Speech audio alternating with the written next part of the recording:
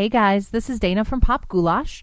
I wanted to make sure that you knew how to reach us. Find us on Facebook under Pop Goulash. You can also find us on Twitter at Pop Goulash. We also have a phone number, and we definitely want you guys to give us a call with your thoughts, opinions, whatever, show ideas. That phone number is 224-325-4235. And you can also shoot us an email at popgoulash42@gmail.com. Thanks for tuning in.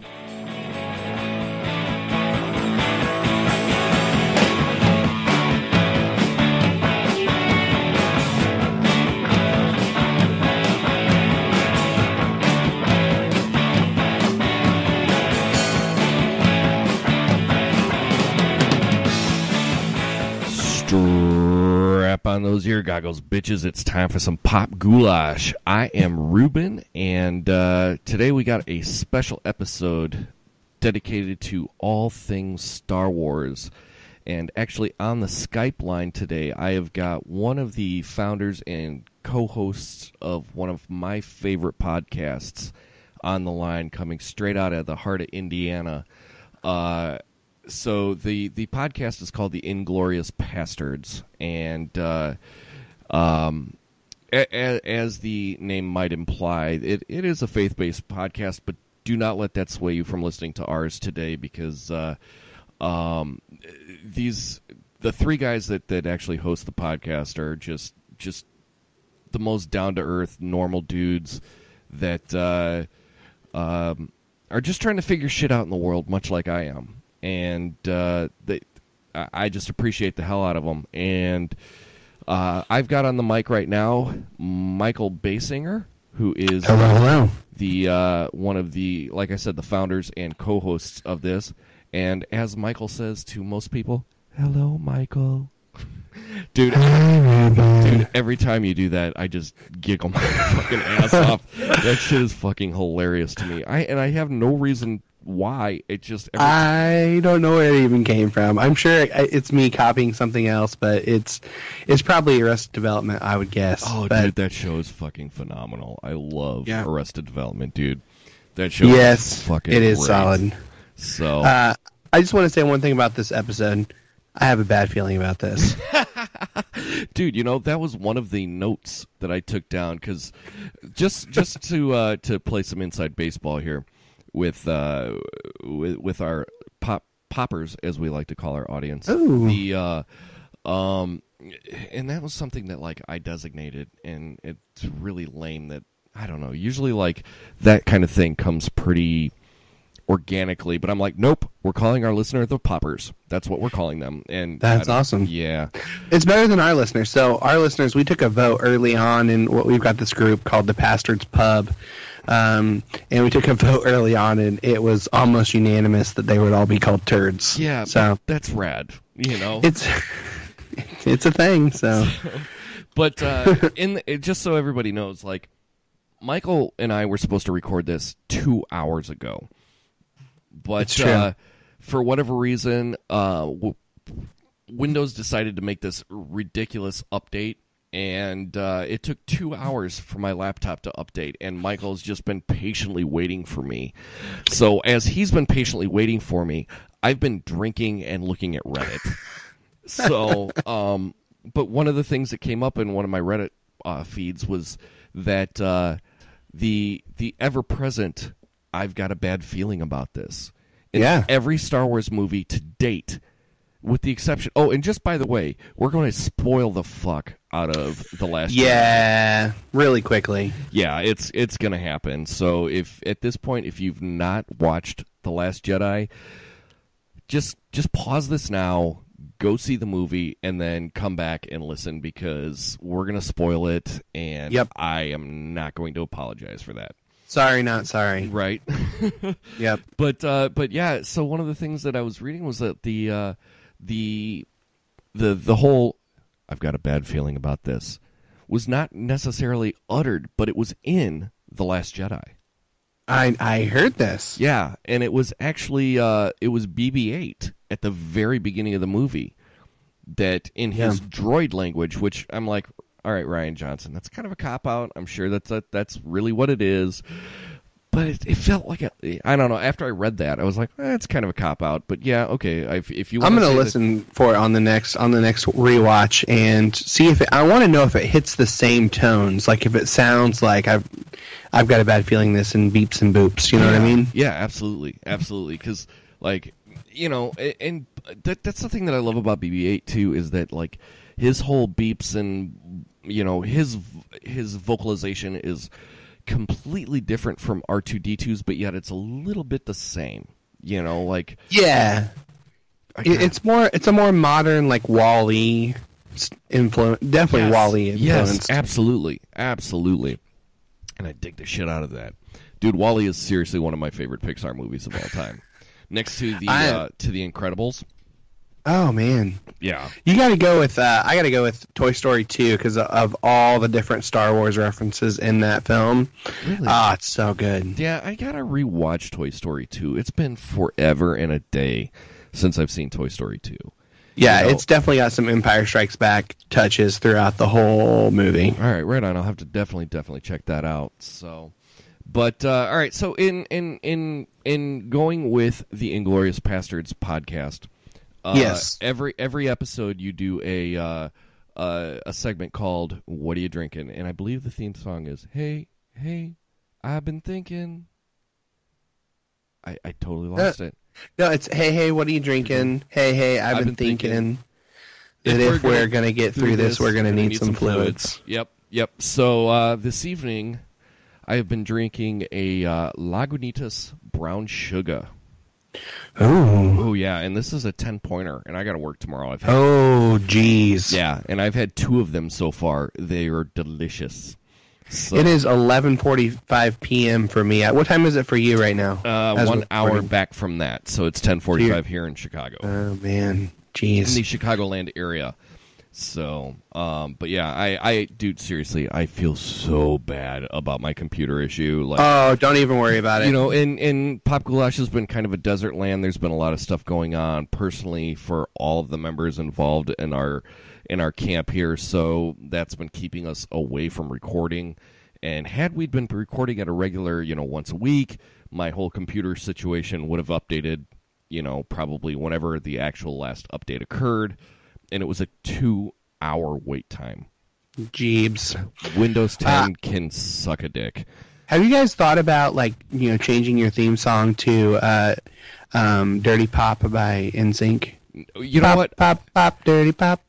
I would think that Dana would love that because she's into all that boy band shit. But I'm on Team Dana with this. Yeah, and actually I'm not totally against that idea. But I'm not paying royalties. Yeah, me neither. No, actually, the theme music that we used for the show was from a band that I was in. The song is called Radio Blackout that we use as our intro and outro music. It was a song that I wrote like 12 years ago. Oh, nice. Yeah, it was probably the... You singing it? Oh, God, no. No, nobody wants to hear me sing, dude. That's like... No, that's... Seriously, you would much rather just stick pencils into your eardrums than to have to listen to me sing. That's awesome. I mean, it's bad when my 3-year-old is like, "Daddy, no, don't, no, Daddy, you don't sing, okay, Daddy?" Like literally, he has said that to me. And I'm like, okay. So that's awesome. Dude. I am drinking. It's from Zwanzig's Brewing in Columbus, Indiana. It's about an hour away from where I live. I actually was working in there in Columbus, Indiana today. That's not when I bought the beer. But it's called Fulcrum Imperial Stout. And for those of you who are fans of Star Wars Rebels, you'll get the reference of Fulcrum being one of my favorite characters, Ahsoka Tano. Yeah, I am familiar with Rebels. I believe I saw the first season, but for whatever reason, our cable package doesn't include Disney XD. But I love the show. The show is fantastic.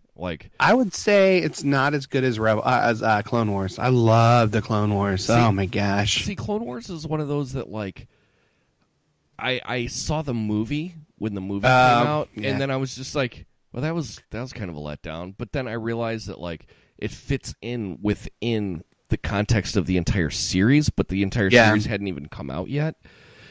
Yeah. So, like, I know it's on Netflix. They pulled it from Netflix for a while, but it's back up on Netflix again. And it's solid. Yeah, and it gets better as you go along. It gets much better. Like, sometimes I if it were socially acceptable, I would say that my favorite Star Wars movie is the last season of that show. Really? With maybe like the couple episodes of the season prior to that, because the last episode or the last season is an abbreviated season because it got canceled because Disney bought it. But this is, I mean, the Clone Wars is the last George Lucas inspired like real Star Wars content. Right. And some of the stuff they were doing towards the end with the Force, man, it'll blow your mind. So where was it? Was it on Cartoon Network?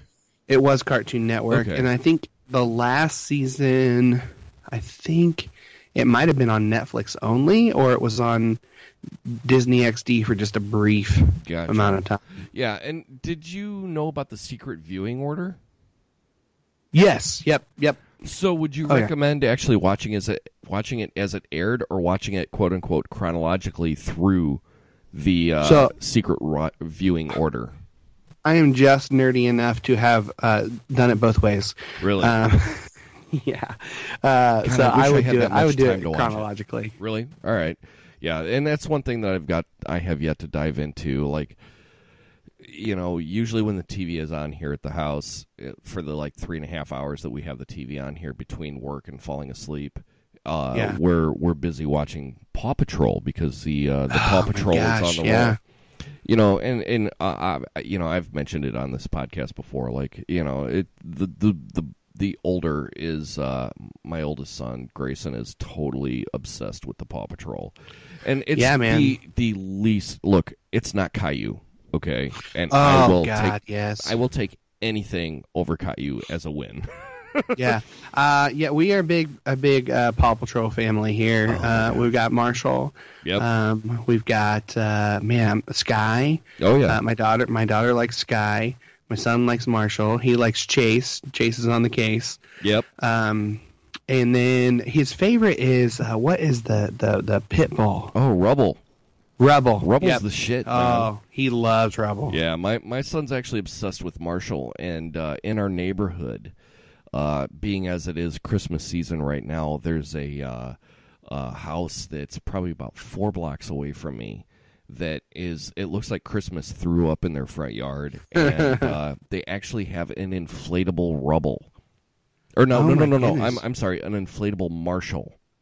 Okay. And we have to, sorry, it's these 2 10-point beers that I've drank waiting for this fucking laptop to update. Is it like an inflatable like bounce house? No. It's like one of those inflatable Christmas decorations. Like like they have the big inflatable Santas and that are lit up from the inside. Well, this is an inflatable Marshall. And I'm like, where would one get an inflatable Marshall? Well, there's like an off-brand inflatable Marshall bounce house that we saw at like our local county fair that my son just loved. It's funny because like I live in a largely Hispanic neighborhood here in the western suburbs of Chicago, and that's a big business for Latino families, is to buy a bunch of those bouncy houses and stuff like that, and they rent them out, they'll set them up and all that, and that's a big business around here. But I've seen like the Justice League, I've seen Batman, I've seen knockoff Justice League, knockoff Batmans all over the neighborhood, but yet I have yet to see a Paw Patrol one. So that'll be one definitely to look out for over the summer, and then try to make sure that my child safety locks are on in my car so the kid doesn't jump out of the car because there's Marshall on the side of the road. That's awesome. Who knew we were going to talk so much about Paw Patrol on a Star Wars-based podcast, right? Yes. So, I apologize. No. It's all good, man. It's all good. So the Last Jedi just came out on, technically, I guess we could say Thursday of last week. Wide release Friday was the actual... And that's the thing I don't understand truly about... the whole movie thing. Like, I remember, like, there was the midnight show. And that was the show to go to, you know, because you could get the first. Like, I remember when I got married, a few months after my wife and I got married, The Dark Knight Rises came out. And that was the one where they had that horrific shooting in Aurora, Colorado. Yeah. And my wife and I actually went to the local screening here at midnight. And I want to say it was like 48 hours later, we were on a flight to Thailand for our honeymoon. But that was literally a midnight showing, and bless my wife, man, for actually like putting up with my shit enough to go to that movie. Oh man, yeah, and she seriously, man, my wife could not give a shit about Batman because I'm a huge Batman fan and a huge Star Wars fan. My wife couldn't give two shits about the shit that I watch on television, you know, any of this. But she was a trooper. Go ahead. She was a trooper, and she went with me. But yeah, that was, you go at midnight because technically it's the Friday, and that's when you see the movie. But now it seems like Thursday night is really the night to go, the night of the wide release, because they have like prime showings at 7 p.m. Yeah, so the worst. So I've been to numerous midnight showings for Star Wars, for The Matrix. Worst midnight showing was for The Matrix, the second one. That Reloaded. Halfway through the movie, the projector stops, and they can't restart it. So we were up at midnight. It's about 1 a.m. and the movie just stops, and we can't. And they're like, "There's no showings after that." It's like, "Here's a refund. You can come back later." Well, they couldn't play it. Maybe it was a saving grace though, because seriously, man, that second and third Matrix movie were just god awful. Like, yeah, they I remember just absolutely hating them and hating the resolution of the third film. Mm-hmm. I'm wondering now, just because I'm a little more open to, like, you know, peace as a viable option. True. If I would like that movie more, probably not. It's probably just still terrible. You know, that whole rave in the cave scene just like killed it. Yeah. You know, I don't know. I honestly, white dudes with dreads. Yeah. Never trust a white guy with a dreadlock. I'm sorry. That's just my personal opinion. It's just wrong. Like, it's definitely one of those movies where maybe, you know, I've really not watched Matrix Reloaded, and what was the third one? I think Revolution, one or the other. Yeah, I haven't really like earnestly sat down to rewatch those movies probably since the last time they were out. You know, because the first one is great. Oh, dude, the first one is stellar. I mean, honestly, they could have ended it at that first one, and they should have. Yeah, it would have been perfect. Like the Wachowskis, they could have gone on to do, you know, whatever else they wanted to do at that point. They did not have to come back to the Matrix franchise. They really did not. And apparently, there's going to be a reboot too. Unfortunately, there's no reason for that. There's no reason at all. So I went Thursday night to see The Last Jedi. Nice. And what time? I went to the 10 o'clock showing because I have, you know, I had to work, so I was like, you know, for my profession, what I do, and you know, I'll talk to you about off air if you'd like about what I actually do for my profession. I just assume you're a stripper. It's best if I assume that. You know, sometimes that happens, whether my wife likes it or not. But it's stupid for me to say, let's go to the 7 o'clock, because I never know whether or not I'm actually going to be off work by 7 o'clock. Yeah. So I'm the same. I have a job that's very similar, but in October when I purchased my tickets, I immediately emailed my boss and said I need to be off early this day. Right. So we went to the 6 p.m. special. It's like a special fan event with, like, they give you a free pop. Well, not free. It costs $30 a fucking ticket. Right. But you get the IMAX, you get a popcorn, and you get like some little cheap posters they printed out. Nice. And then there's like a 6 or 7 minute little featurette with John Williams. It focuses on the score, which, that's cool. Oh my gosh, John Williams. Jeez, that guy is so talented. Dude. I just listened to the soundtracks. I was listening to it today. Yeah, I saw that on the in the pub that you had posted that. Whenever I read Star Wars comics, I like to have John Williams in the background. Nice, yeah, and we didn't have that luxury of getting the featurette, so. But me and producer Jake, who is sometimes here to actually help produce this podcast. Where are you at now, Jake? Yeah, we're updating the computer for 2 hours. Yeah, he actually got screwed over at work tonight. Because I actually work with Jake, so he actually ended up getting screwed over. He had another appointment that he had to take care of tonight, so he was not able to make it. It's fine. I didn't want to talk to Jake anymore. I'm just kidding. I'm totally kidding. No, it's cool, man. The amount of shit that we give Jake from time to time, it's totally cool. So we ended up going to the 10:30 showing or the 10 o'clock showing and got out of the theater. I think I got to bed at like 2 o'clock that following morning. But Jeez. God damn, dude, that movie was fucking fantastic. Yeah, I loved it, man. I really did, and we're kind of bearing the lead on that. But I thought it was a great movie. I cannot believe the fans and their reaction to it. I don't understand why everybody's shitting on this movie. Because it's the cool thing to do. It's been the cool thing to do since Episode 1 to shit on Star Wars. I get it. Well, whatever. I can't remember. I don't know if it was on the Pasterds thread or if it was just on some thread throughout, Facebook land. But there was some thread, and I finally posted it because I was just like, I had enough. And I'm like, finally, they said, all right, we're going to make new Star Wars movies. This one's going to be Episode 7. It's going to be called The Force Awakens.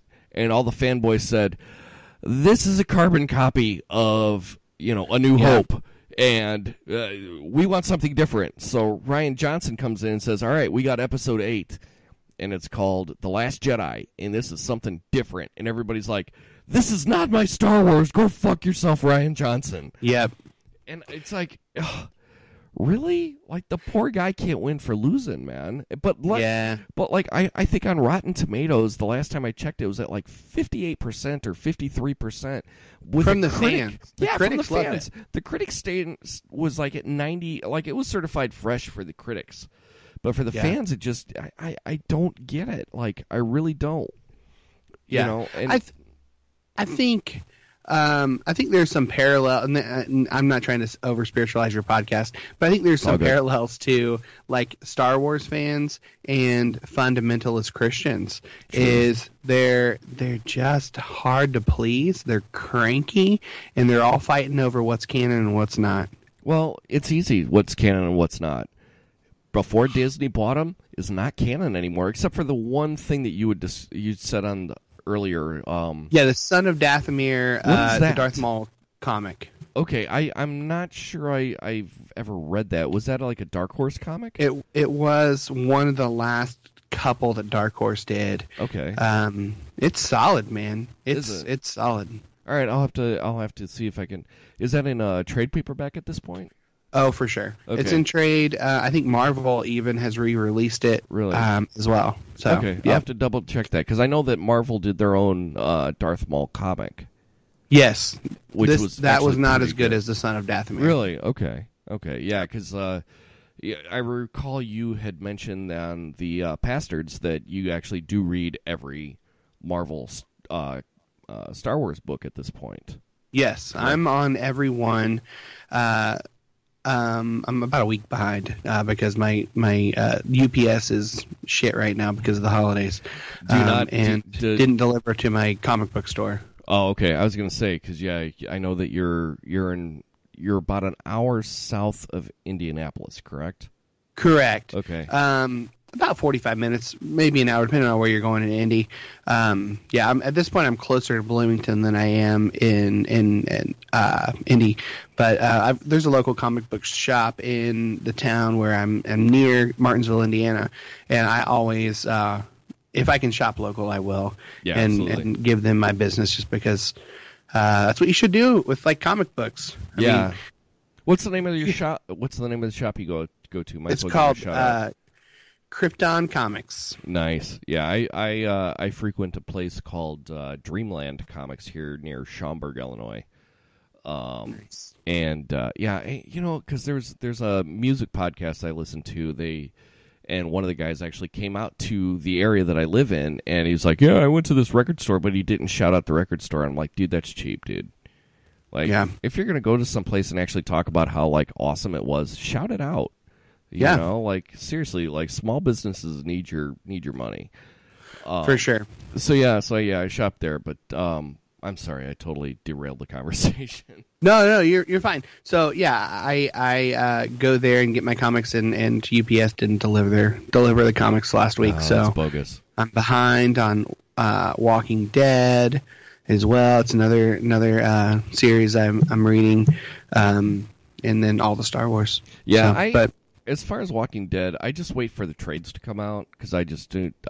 Dude, seriously, my pull list could be 7 to 8 books per week, and I'm looking right now behind me at a stack of probably about 15 books that I have yet to read, and tomorrow's comic book day.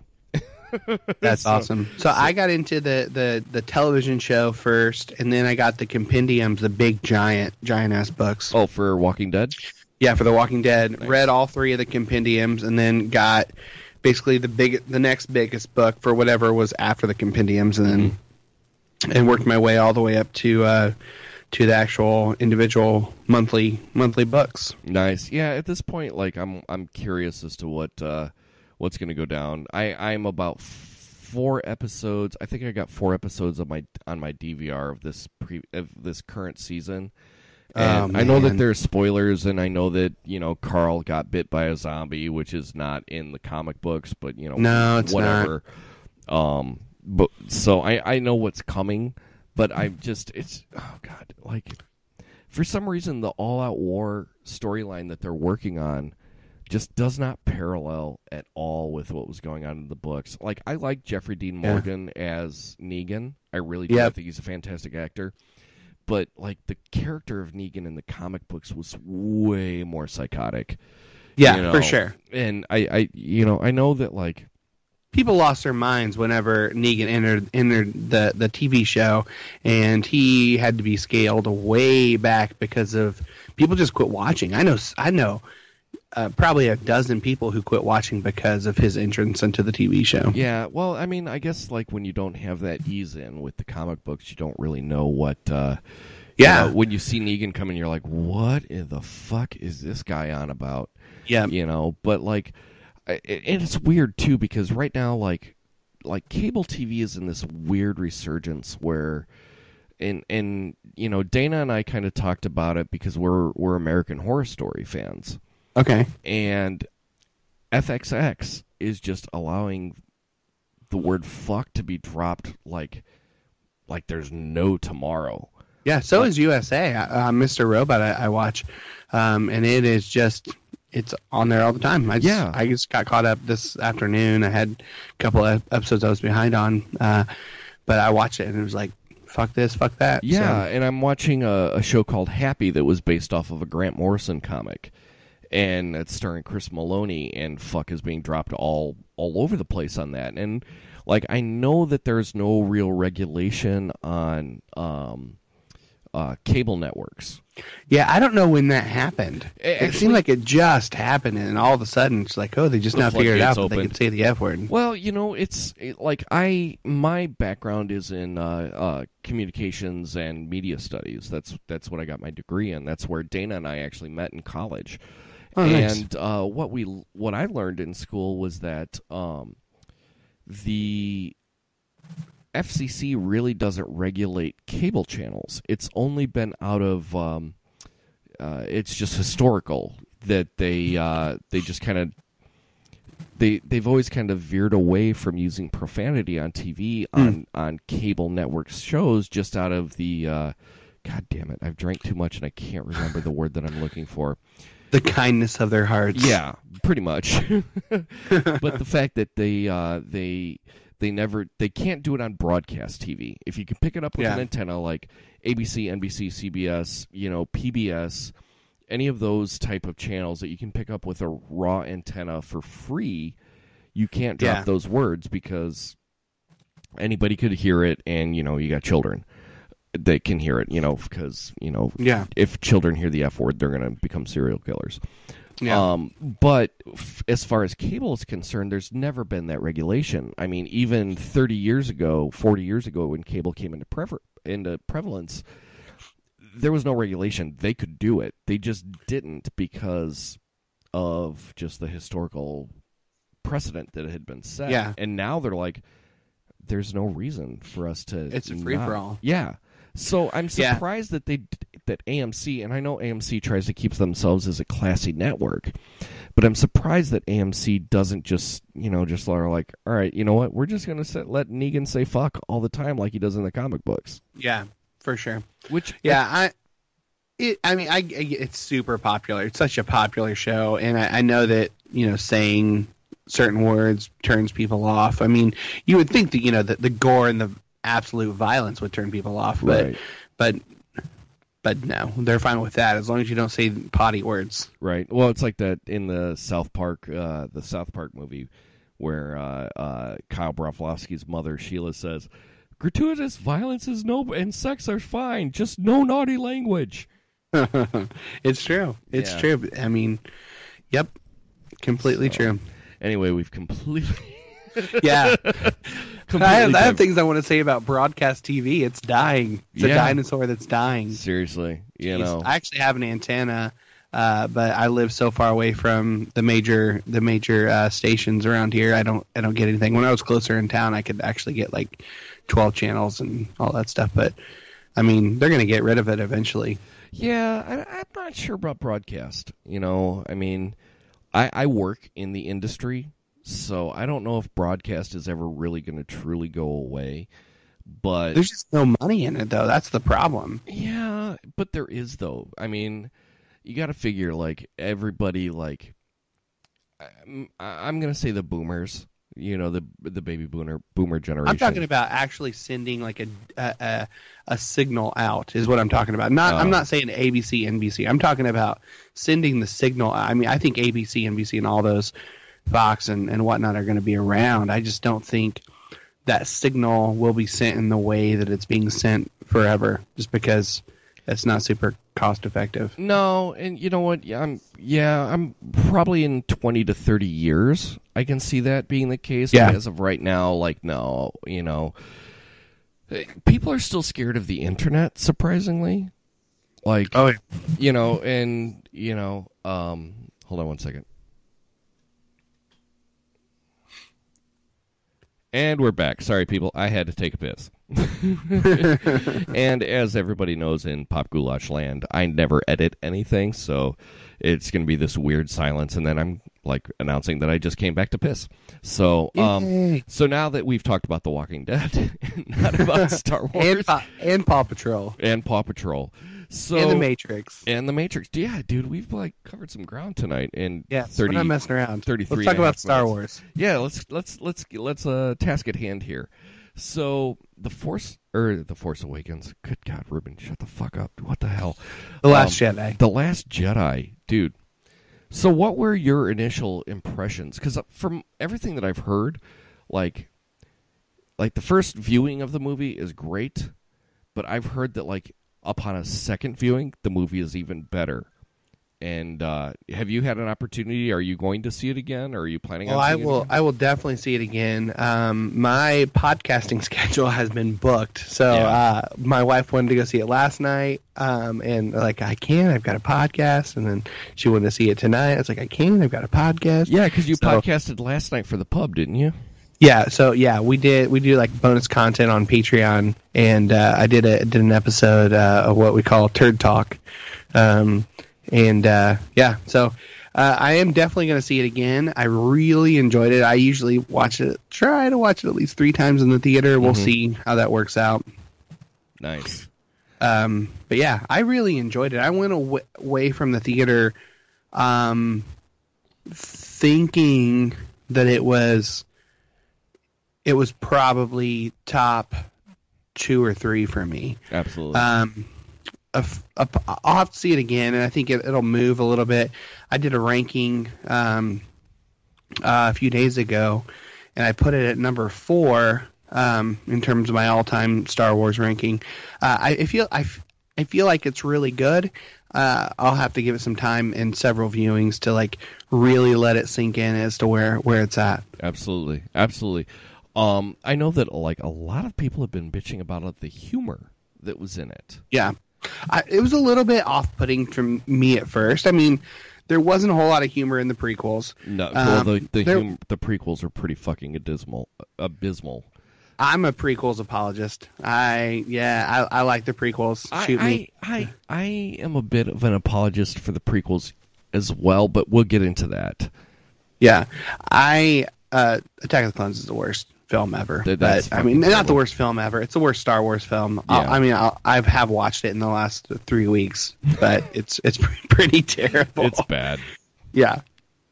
But yeah, I think this one, the religious aspects for me were what really blew the doors wide open, because in the 4, 5, and 6, A New Hope, they talk about it being the Jedi being the Force being a religion, Jedi were a religion, right?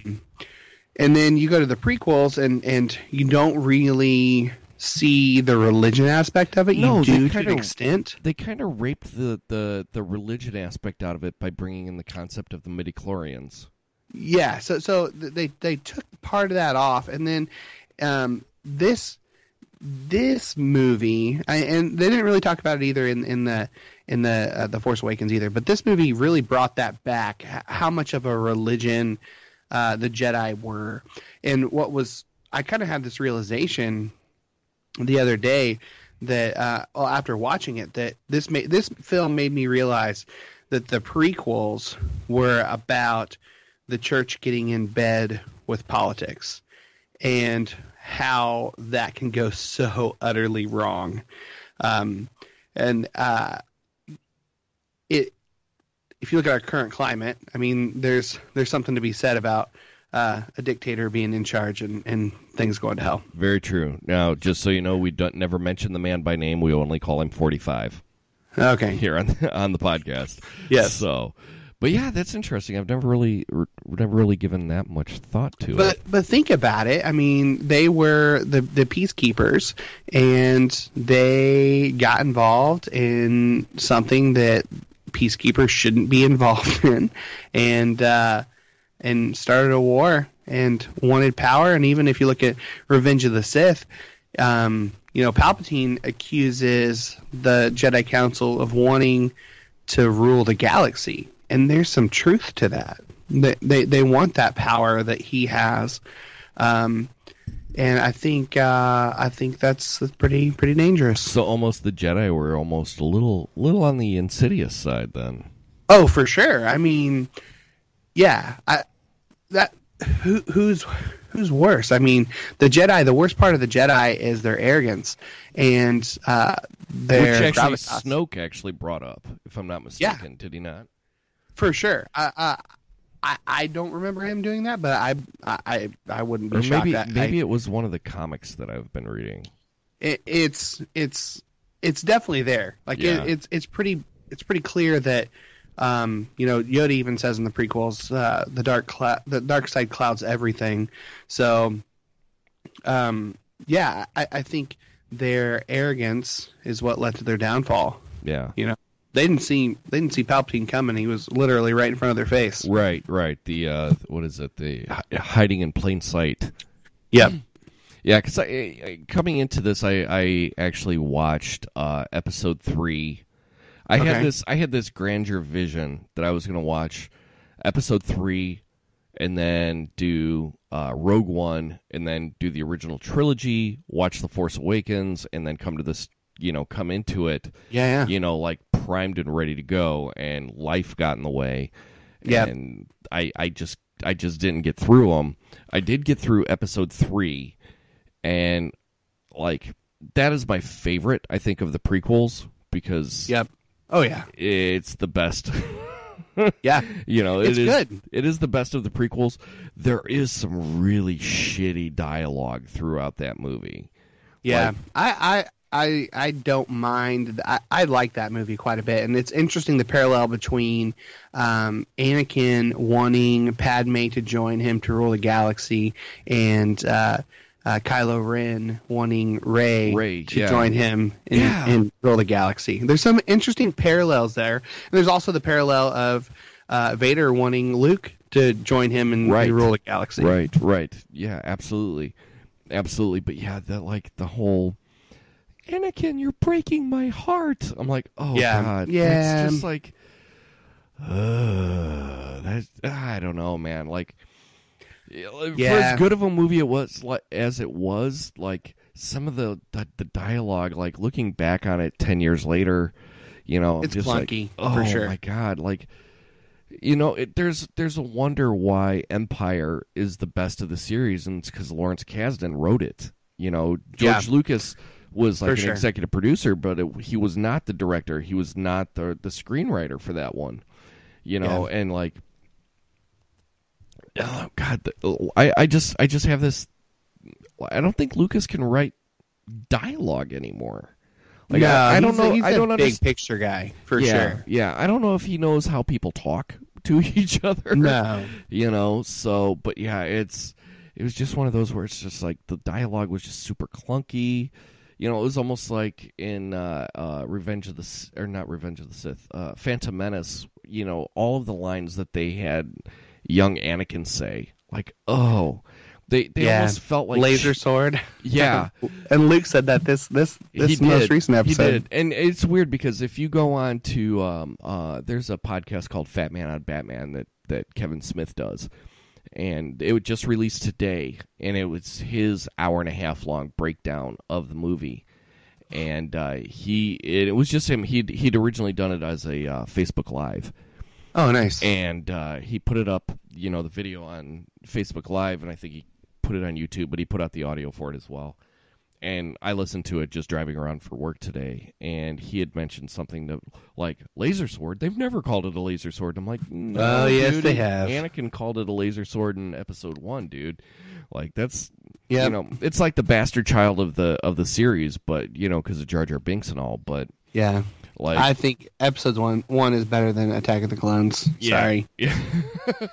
It's been a while since I saw Attack of the Clones. Oh, man. So I did do the full rewatch. I started episode 1, 2, 3, Rogue One, 4, 5, 6, 7. In the last, I think episode 1 I watched about a month ago, but the rest of them I watched in the last 3 weeks. Okay. Episode 1 was exactly like I remember it. I've seen it. Sure. I've seen it a ton of times. And then episode 2, much worse than I remembered it. And episode 3 was much better than I remembered it. Okay. Yeah. And for me, it's like, and kind of going back to, you said that you're a prequels apologist. The way that I look at the original 6 films, it's the arc of Darth Vader. Okay. Oh, for sure. And my apologist focus on the first 3 films, or I should say the 3 prequels. But I can't remember if it was something that I was reading or if it was a podcast I was listening to, but they were talking about the whole prequel thing, and for people who are just getting into Star Wars or were getting into Star Wars as the prequels were coming out, those were actually 1, 2, and 3 for them.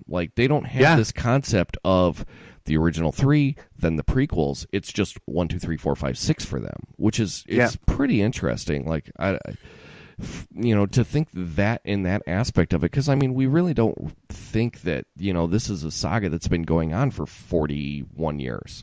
Yeah. So I wasn't born until.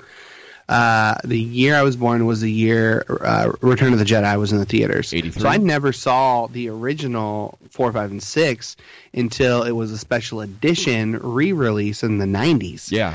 So I watched 4, 5, and 6 as a special edition was my generation that I jumped in on, and then the prequels shortly after. Yeah, I was born in 78, so I was born because I want to say March of 77 was when episode 1 came out, or episode 4, A New Hope. Yeah. When the original Star Wars came out in 77, I was born, back in January of 78. So I never actually got to see that one in the theater until the special editions. But one of my first, and I was just talking to my wife's uncle about this last night, the first movie I really recall seeing in a theater was Empire in 1980. So I was like 2, almost 3 at the time when Empire came out. Yeah. But I remember going to the theater downtown Aurora, Illinois, Wayne's World. But I remember going to the theater downtown Aurora and seeing that with my mom, Wow. and just remember seeing the whole Hoth sequence, and which is really the only sequence of the movie that I recall. I mean, I was really young at the time, but that was the first, that's what gripped me. That's what I remember seeing. So, and then I've seen, obviously, seen the rest of them in the theater, and then I saw, I was able to see A New Hope when they re-released it. Yeah. But whatever happened to Lucas? I remember they re-released Phantom Menace in 3D, and then Lucas had this grand vision of releasing the other, 3 movies or however, I think he was planning on doing all of them in 3D. And he had worked really hard to do that. So they released episode 1. I went and saw it with my nephews, actually. Mm-hmm. Drove down to Louisville to watch it with them. And then they actually completed episode 2. But before it was released, he sold it to Disney. Really? And they have had, I think, at least 1, maybe 2 screenings of the finished Attack of the Clones in 3D. But you can't, it's under lock and key. Now, I don't know how much of Revenge of the Sith is done, but episode 2, it is completely in 3D now and has only been shown at a handful of screenings. Interesting. I did not realize that. So back to my apologist's view of the first 3 films.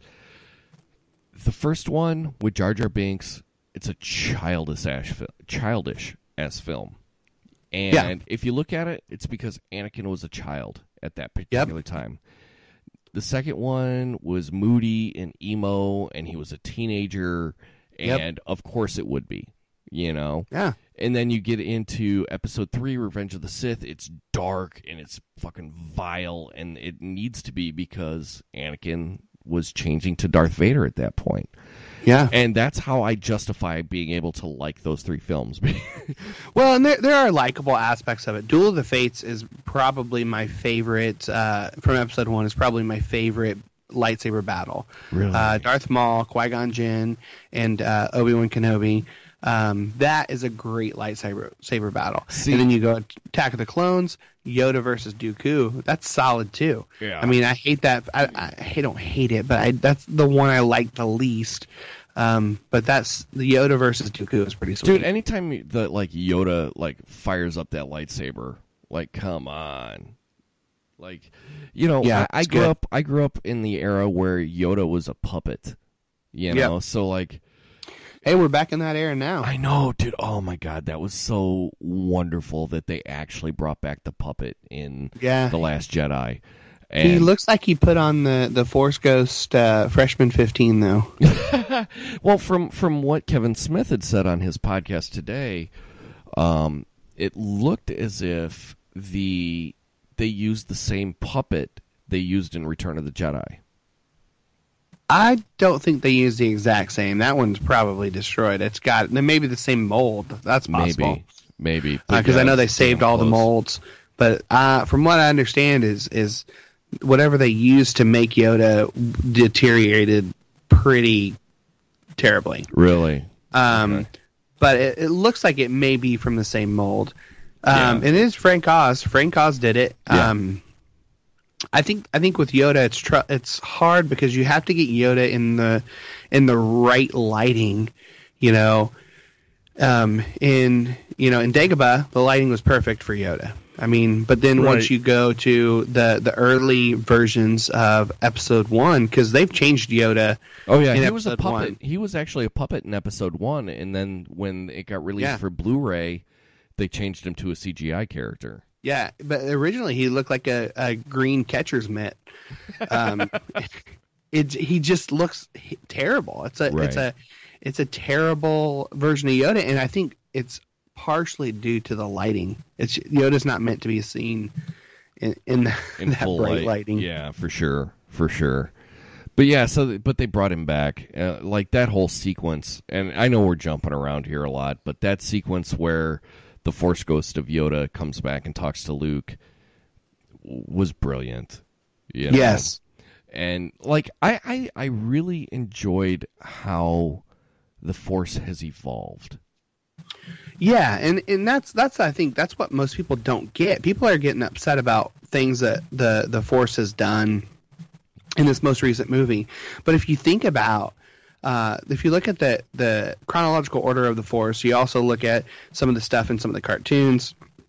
By the way, Clone Wars made the prequels better for me. Clone Wars, the cartoon series, redeemed the prequels for me. Okay. It's probably why I love them so much.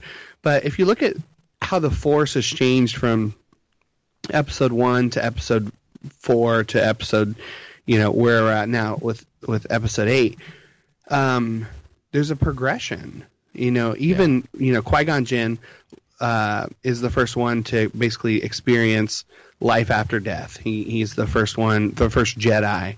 He teaches Yoda. Yoda teaches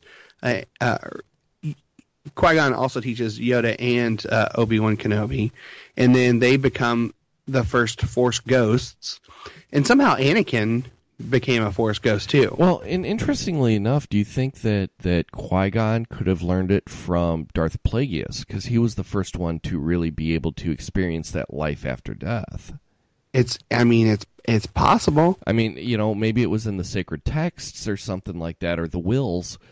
But like they never really explained how Qui-Gon learned how to do that. And surprisingly, like I'm really surprised that Liam Neeson never came back as a Force ghost. Like they talked about it. I think he might have in the Clone Wars. I would have to double check that, but I think in the cartoon series, I know Liam Neeson came back and voiced his character again in the Clone Wars cartoon series after he was dead. All right, okay. I gotta watch the Clone Wars. I know it's like 6 seasons or 5 seasons or something like that. I don't remember. Maybe 4 6 and or a 7 half or something. Because I think the last season was only like a half a season. Yeah, technically. But yeah, I need it to gets go better through. with time. Yeah, I need to go and watch those because I mean the animation in it was fantastic, and I know that the storytelling was great. It's just in the astral projection that Luke does. Yes, it was first done by Ezra in Rebels. Really? Yep. I'll definitely have to check that out because I know that they was in a scene with Yoda too. Really? Because I know that they had talked about the projection actually being a. In one of the articles that I've been reading recently, they said that was more of a Sith thing to do. Interesting. Yeah, that was more of like one of the Sith actually perfected it, but yet they instead of losing their own life like Luke did, they would project themselves through someone else so that the other person would lose their life instead of the person who is actually trying to project themselves. That may be. So that sounds very similar to. I'm not 100% sure, but it sounds very similar to some things that were in the Heir to the Empire series, which is no longer canon. Right. But it's basically what we're watching now is basically rewriting the Heir to the Empire series. But he had a lot of extreme power over just goddamn everything. Right. I can't remember the main guy in that book. It's been 20 years since I've read it. Right, and it's interesting too that like although Disney is not considering anything prior to their buyout, with the exception of that comic series that you were speaking of about Darth Maul and the Clone Wars stuff to be canon, they're really drawing on a lot of the old stuff. Oh, for sure. They brought back Thrawn. They're bringing a lot of this stuff, weaving it back into the story. Right. Which I think is good and important to win those fans over. The downside is specifically with Grand Admiral Thrawn is the new rendition of him is not as good as the original. And I'm not familiar. They with even brought the back character. Timothy Zahn for that. Really, and I'm not familiar with the character at all. With that particular character. Yeah, he was in some of the expanded universe novels. Okay. Pretty influential character, but yeah, it's just they brought him back, and it's just not as. Was it in the Clone Wars that they brought him back, or is it in? They brought him back in Rebels. Okay, gotcha. Yeah, gotcha. Yeah, and then, like, because I've been reading, like, I don't understand why they stopped doing the Darth Vader series and then a year later picked it up and did a new series. But my understanding is that it completed. They completed that run. It was arc. a 25. Yeah, it was a 25 episode. issue run. But the newest Darth Vader, I think, is fucking dope. Oh, it's the best. Like, it is describing how he got his red lightsaber. Like, I never knew that. Like, in order for a Sith to get a red lightsaber, they actually had to kill a Jedi. Yeah, and then convert the kyber crystal to the dark side. Yeah, and then the fact that Vader had his ass handed to him like 3 times in that story arc. Well, yeah, it's so good because it's a young Vader who's trying to figure out what the hell he is, how powerful he is with the dark side, because he's been held back so much by the Jedi by the Jedi Code, and then by the Jedi Sith Council. And Obi-Wan, he's been held back, and now he has access to do whatever he wants, along with his the dark side. Being able to use his anger, being able to bring all that out, and it's really fascinating to see him basically come into his own. Yeah. That series is the best. The only one. I think Charles Soule. Right there. Yeah. He did. Charles Soule also did early on a Lando run. His Lando run was dope. Yes. So that would be my second favorite of all the Marvel era comics. I've really enjoyed the Jason Aaron Star Wars run. Like, he's been doing it since the beginning, just the straight Star Wars title. I think they just replaced him. No, actually, you know what? I just picked up. Hold on, let me scoot over here in my hood cave here. They said that they replaced him, but I'm actually holding issue 40.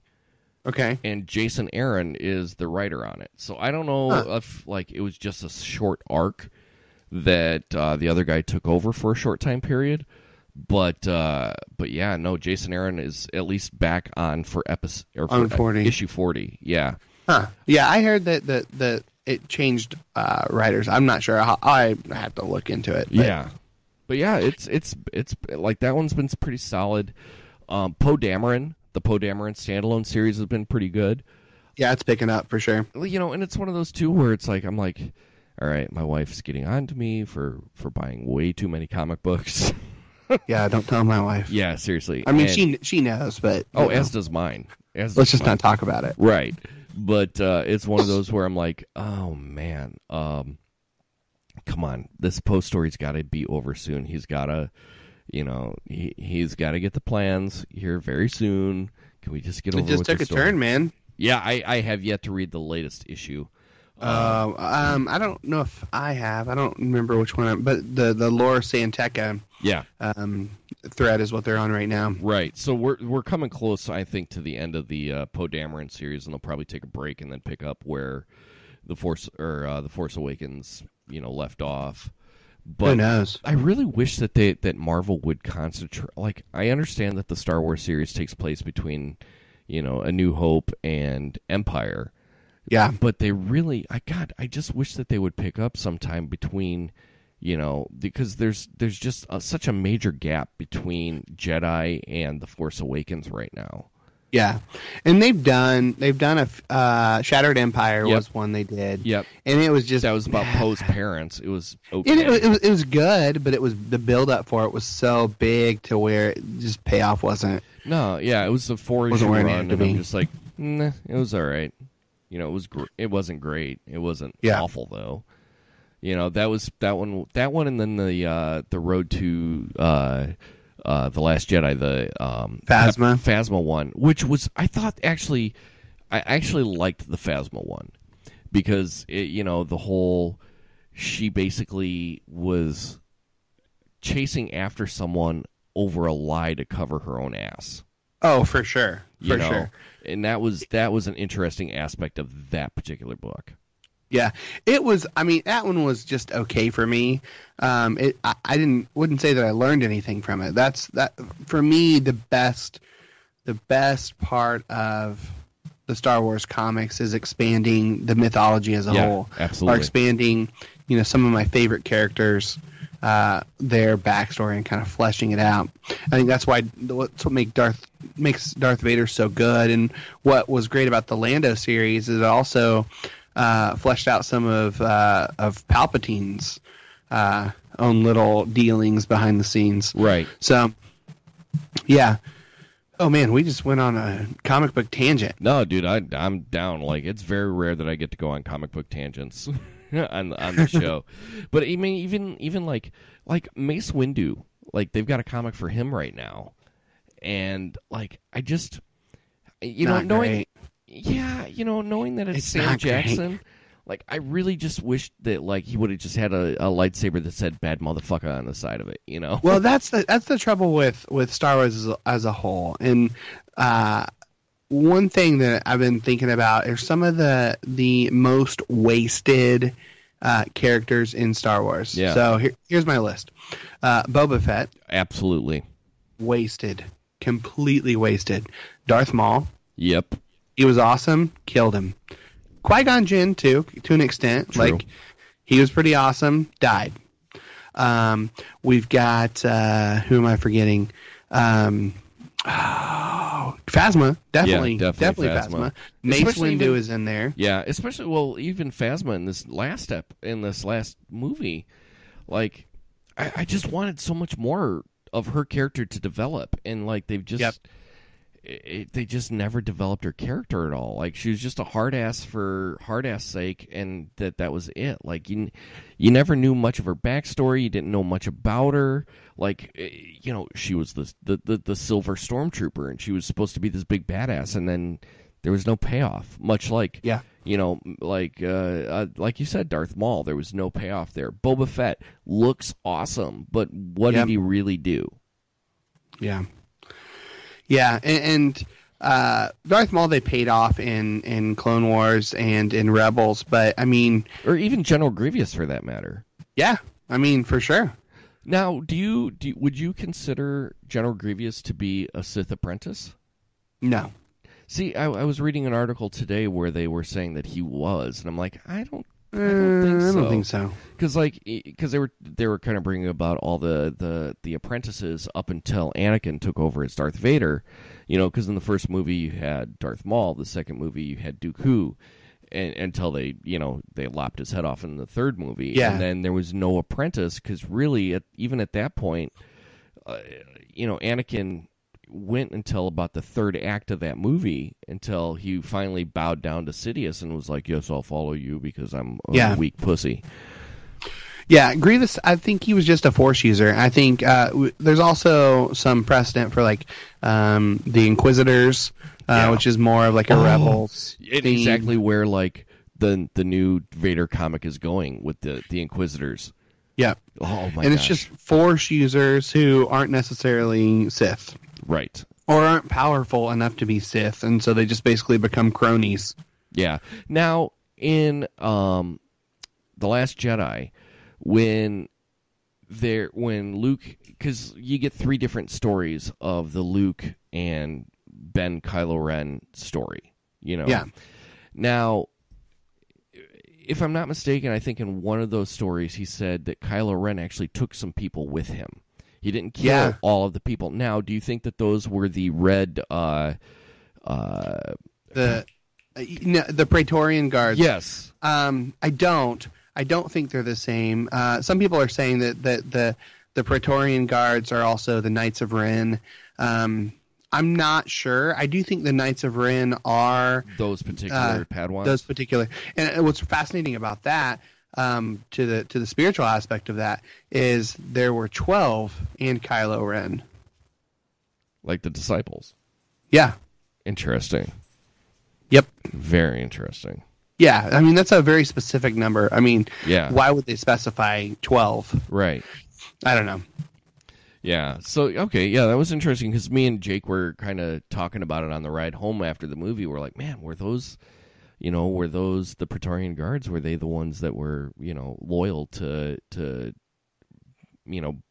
Ben Solo afterwards? But they never made it to true Sith, or never made it to true Jedi, but they were Force sensitive. But yeah, I could believe a storyline in which they were the same. I don't think they are because the Knights of Ren had lightsabers, if I'm not mistaken. Okay. They had actual lightsabers. They were Force users. They were, and I think the Praetorian Guards on some level might have been Force users.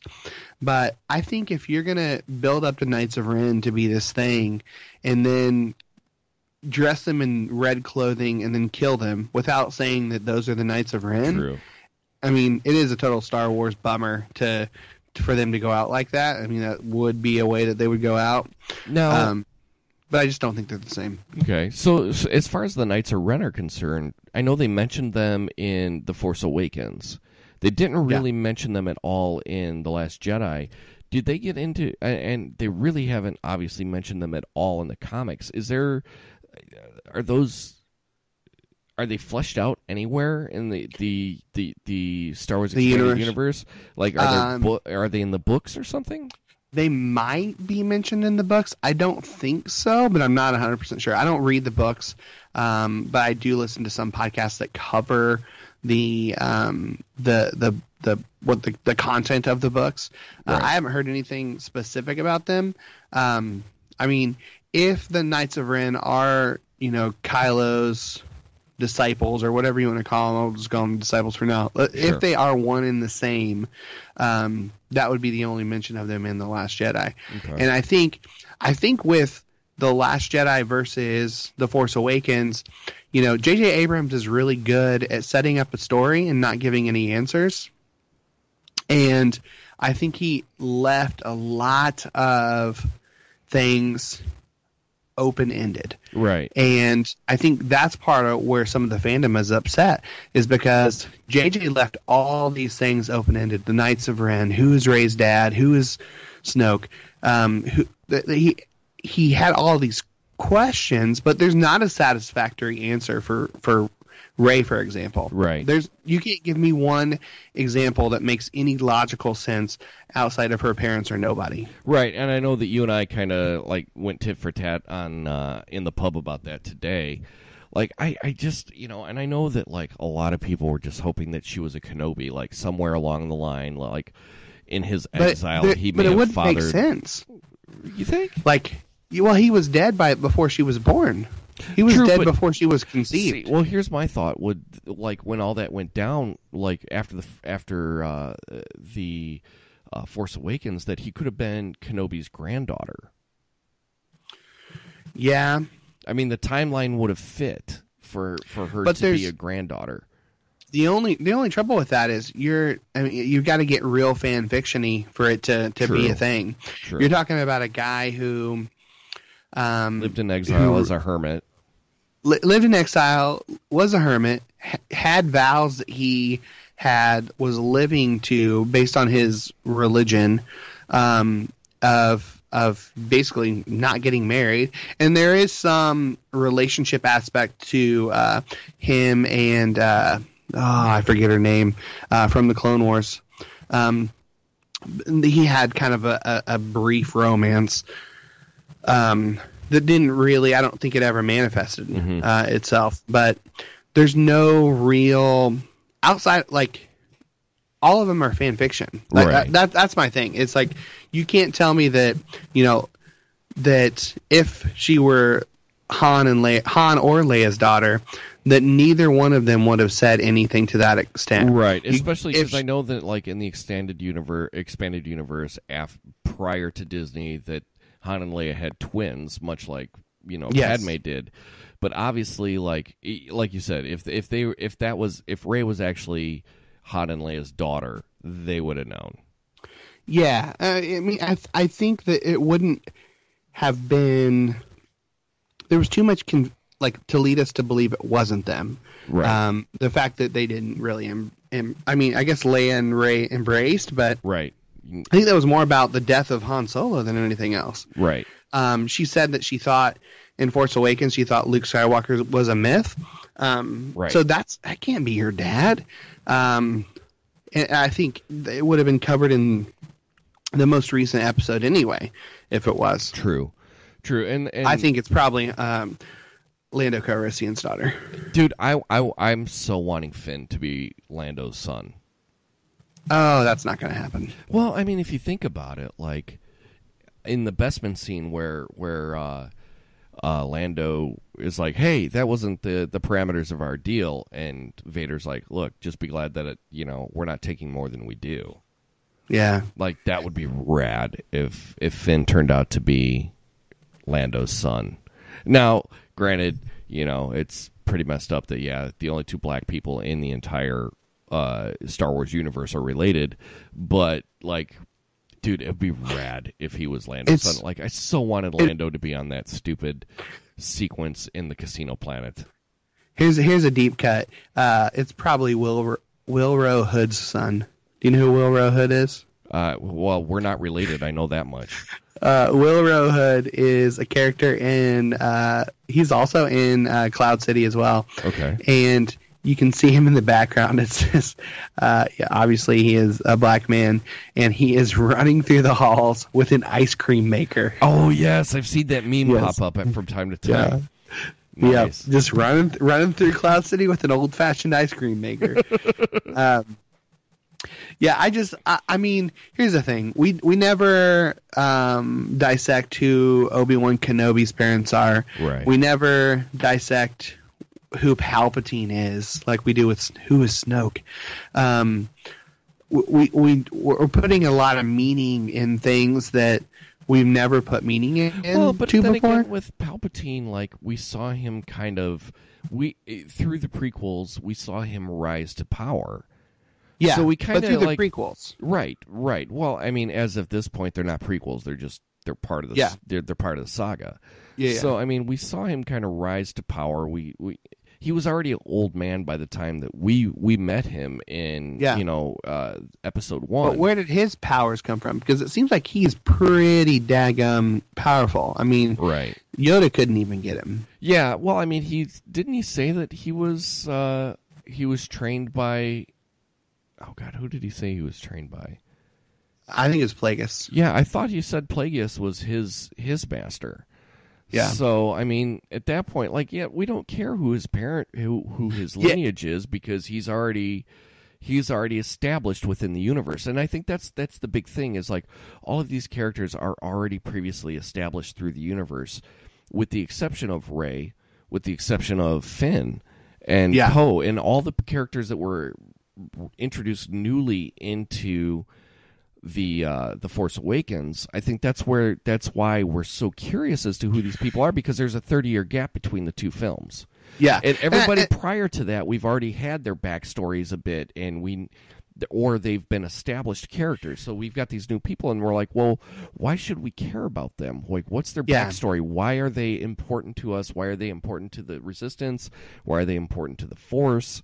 That's I think, just as fans, that's the reason, and that's the stuff that we want to know. Yeah, it's hard because I think another aspect of it is they don't have last names. So Rey, we don't know her last name. Poe Dameron, his last name's Dameron, so he's not a Skywalker. Right. And we do get his backstory in the comic books. That's that is what it is. But that said, like,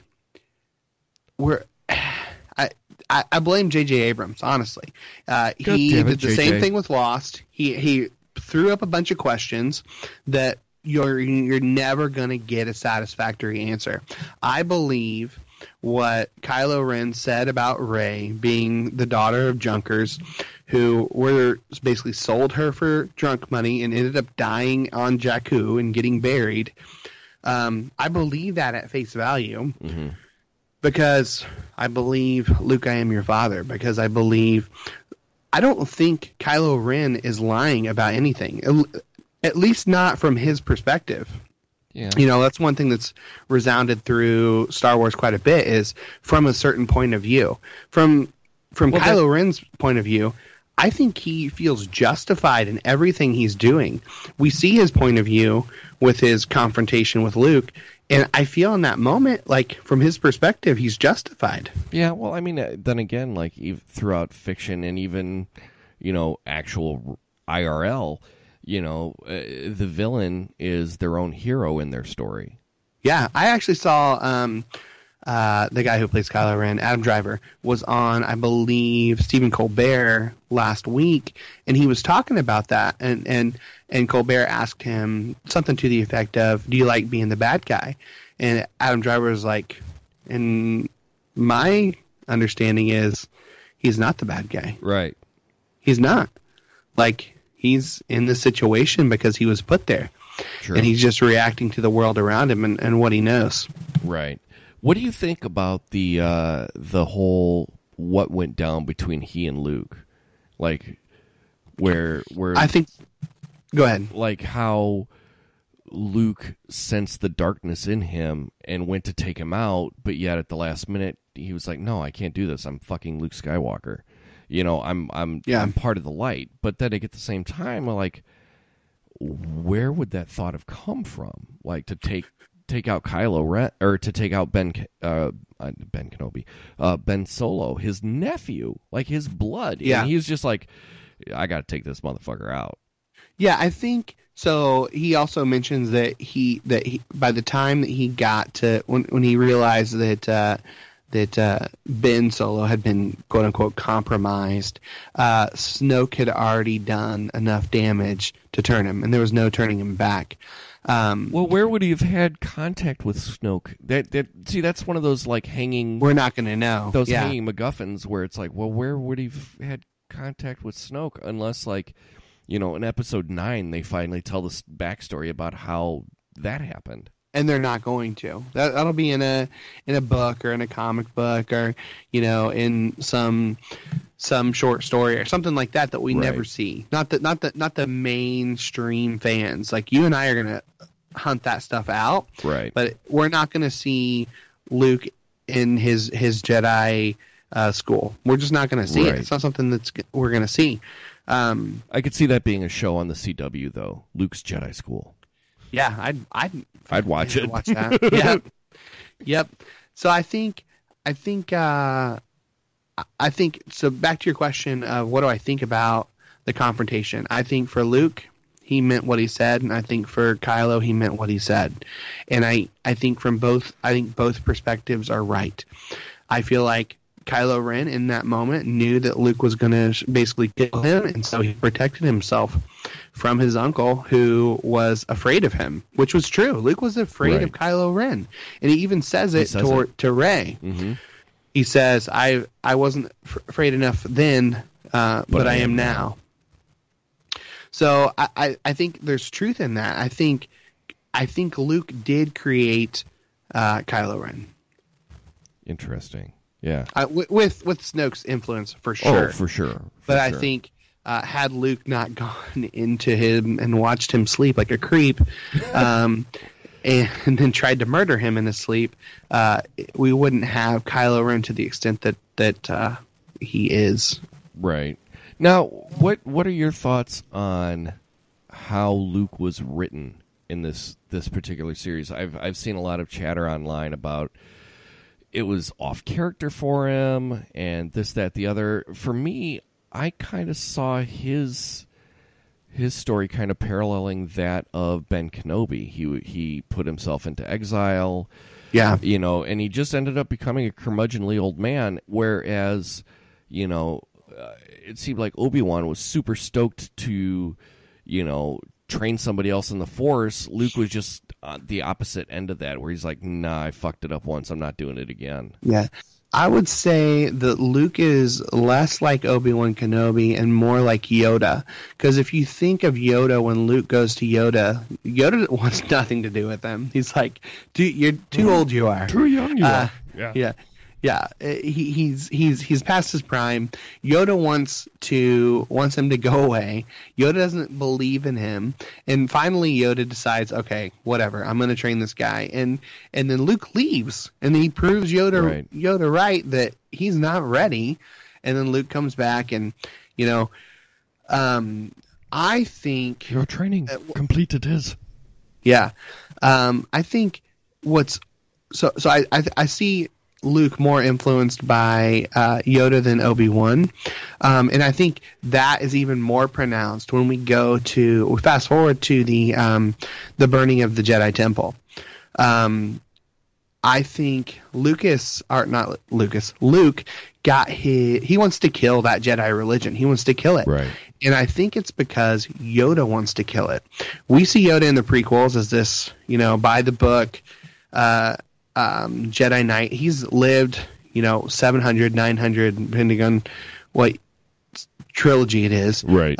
Years old, and he's seen it all shatter. He's seen the worst and best parts of the Jedi system, and he, at the end, at his end, is ready for it to die. And I think that translates to Luke, and that's why when Luke goes to burn it, Yoda lights it up, man. Right. He lights it up. My favorite Yoda line in that whole sequence was when he was talking about the sacred Jedi text was, page turners, they were not. Yeah. He was like, this shit was boring when I read it. It's still boring. My favorite line that comes right after that, when he's talking about Rey, and he says, "There's nothing in those books that isn't already in her." Right. And for me, that was like, holy shit. Yeah. Like, we have the power within ourselves to know what's good and what's bad. So I think it's that scene made the movie for me. Right. Now, do you think that Luke was like, and then the whole sequence where Rey reaches out and she says she sees everything, but she couldn't see Luke, and she fucking calls him out, and she's like, "You've cut yourself off from the Force." Yeah. Like, that was just like a punch in the face. Yep. There's something like that's why I think this is probably the most religious of all the movies. Is there's something in that I connect with on a deconstructionist level of just like cutting yourself off from something that you grew up with so strong, and just not wanting to be a part of it and wanting it to end. I connect with that quite a bit, and yeah, man, there's something about Luke's journey that I connect with my journey. That is probably why I like it more than some of the other fanboys. Sure. Yeah, and definitely the fanboys are out. God damn. Oh, man. Seriously, this movie is like, they're treating this movie as if it were, Attack of the Clones. And I'm like, you gotta be fucking kidding me. No, it's good. Do you not remember? Go back and watch Attack of the Clones. Do you not remember the droid factory scene? It's terrible. Oh, yeah. Just terrible. Like, it was very obviously CGI, the entire thing. Like, even, Obi-Wan and Anakin trying to run through the fucking, the cogs of the wheels and stuff. I'm like, oh, this is bad. Yep. This is bad. So. Yeah, what did you think about Carrie Poppins? Oh, when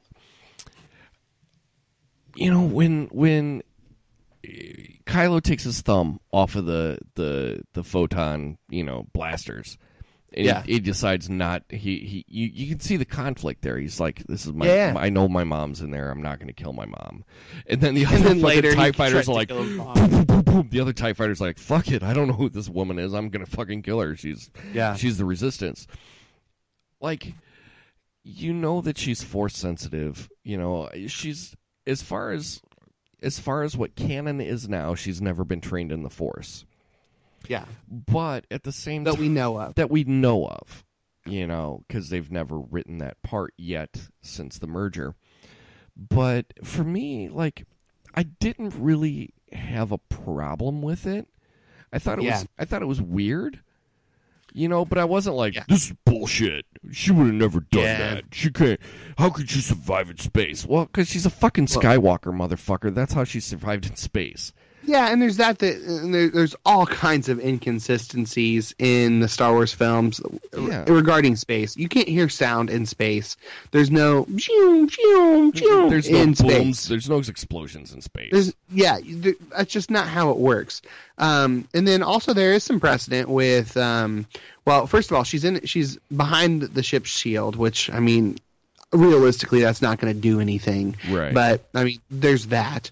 But then also, if you think about when Han Solo and them get stuck in that asteroid field, and they're just wearing like little gas face masks. little nebulizer masks. Yeah, you Take can't the tell me that nebulizer there's an treatments. atmosphere in the middle of that fucking worm's belly. There's no way. Yeah. So, I mean, there's some precedent for, their space being a little bit different than ours. I mean, it's still unbelievable. And honestly, I think it looks stupid. I just thought it looked stupid. I don't have a problem with it, but I don't want to see Carrie Poppins or Super Leia or Statue of Liberty, whatever you want to call her. It was just kind of lame, honestly. In terms of the science, like, there's so many other things there's so many other hills to die on. Well, yeah, absolutely. And, Star Wars has never been known for their scientific accuracy. I mean, parsecs being used as a measurement of time as opposed to a measurement of distance. Like, we all knew that, if you want like scientific-ish accuracy, go to Star Trek. That's what that's for. Yeah. If you want philosophy, go for Star Trek. With the exception of this most recent film. I think there's some philosophy in 4 quite a bit, and then in the prequels, it's kind of sprinkled throughout. Yeah. I think there is, but it's not as heavy-handed as it is with the original Star Trek series. Oh, for sure. So like, if you want to fudge, if you ever want to do a podcast about the original series of Star Trek, we can talk about that too. I would have to watch them first. Like, I've seen a bunch of them, but I've never really like done a deep dive into the Star Trek universe aside from the movies. Let me give you a little pitch. Genghis Khan, Abe Lincoln, time travel. That's all I'm going to say. For the original series. Yeah. Freaking Abraham Lincoln is in the original series. Really? Is just one episode. Like a holodeck kind of situation, or? They go to... it's been a while since I've seen it, but they go to a planet and Genghis Khan is there, Abraham Lincoln, and there's some other characters my brain is... Dude, unless John Wayne is playing Genghis Khan like he did in the movie, I don't know if I'm interested. It's pretty terrible. Oh, I'm sure. It's the best kind of terrible. Right. But yeah, like, I don't care that it's science fiction, okay? It's not science faction. I'm not looking for Neil deGrasse Tyson to like verify that, oh, well, the stars are in the right fucking motion. I don't care. I'm here to turn... Look, I am an apologist about Star Wars like I'm an apologist about, like, the Kingdom of the Crystal Skulls, okay? Look, when I watch an Indiana Jones movie, I don't want to see, like, factuality shit going on. I want to turn my brain off, and I want to see Indiana Jones do cool shit as Indiana Jones. That's why I was able to be like, all right, Kingdom of the Crystal Skulls, maybe not the best of the Indiana Jones movie, but it was a fucking fun movie to watch. Yeah, it was fun. It really was. I grew up watching those movies. Like, I remember, watching, Temple of Doom, and I remember when, like, The Last Crusade came out. Like, I'm old enough to have seen those movies, when they were out. And, like, I don't care. It was, my whole thing with these series picking up 20, 30, 40 years after the last one came out is that, look, when you're watching a movie as an adult, you are not going to get that same emotional response that you're going to get when you watch that movie as a 5-year-old. When you watch Star Wars when you're 5, you're like, holy the fuck, this is the most amazing thing that I've ever seen in my life. This is literally changing my life. Well, when you go back, 30, 40 years later and you watch the next Star Wars movie that comes out and you're like, no, all right, well, all right, it's Star Wars. I know these characters. We've seen this stuff before. you're not going to have that same emotional response because you've had a lifetime of experience between point A and point B. Yeah. So just shut the fuck up, turn your mind off, watch it, enjoy it, because just watch it. It's just fun. These movies aren't meant to be monumental, pivotal, mind-altering, emotional-altering experiences. They're just meant to be fun movies. Well, actually, in G-level canon, it says that the Jedi can't actually breathe in space. You know what, fanboy? Shut the fuck up. No, you're ruining Star Wars. They're ruining it for themselves. Right, you're ruining and those people, 9 times out of 10, aren't real Star Wars fans. They like the movies, yes, but they're not reading the comic books. They're not watching the cartoon series. They're not, there's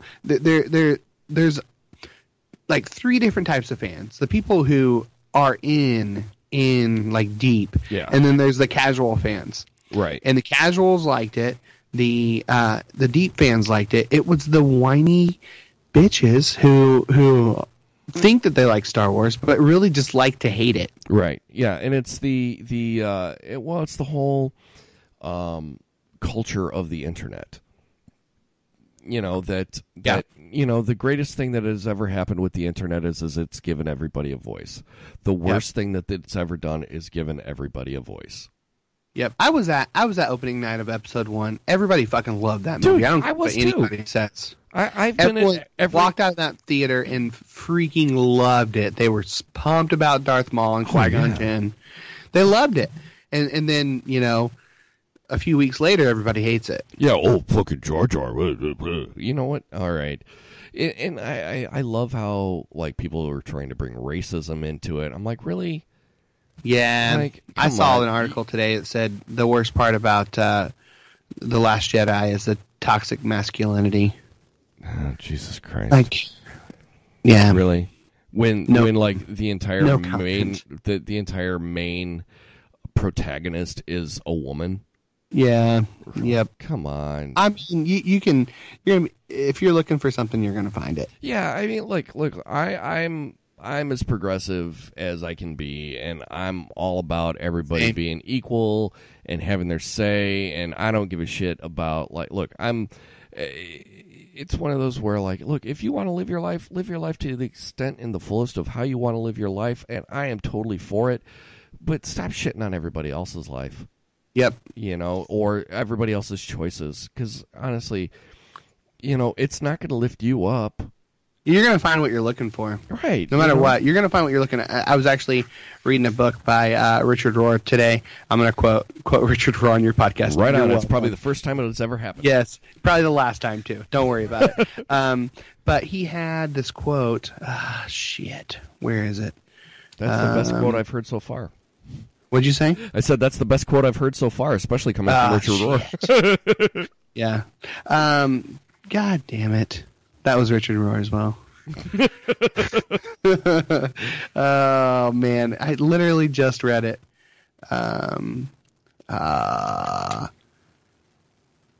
Okay, here it is. If you let the beautiful hot air balloon in the sky make you happy, it was because you were already predisposed to happiness. The hot air balloon just occasioned it, and almost anything else would have done the same. If you're miserable, you're going to be miserable. If you want to be happy, you're going to be able to find happiness. Absolutely. And Star Wars makes me happy, so I'm going to enjoy it, even if it's got Jar Jar Binks in it. Right. Ooh. Brandon Evans just posted about 15 minutes ago in the Pasterds Star Wars group. Yeah. Hot take. Kylo Ren is a better villain than Darth Vader.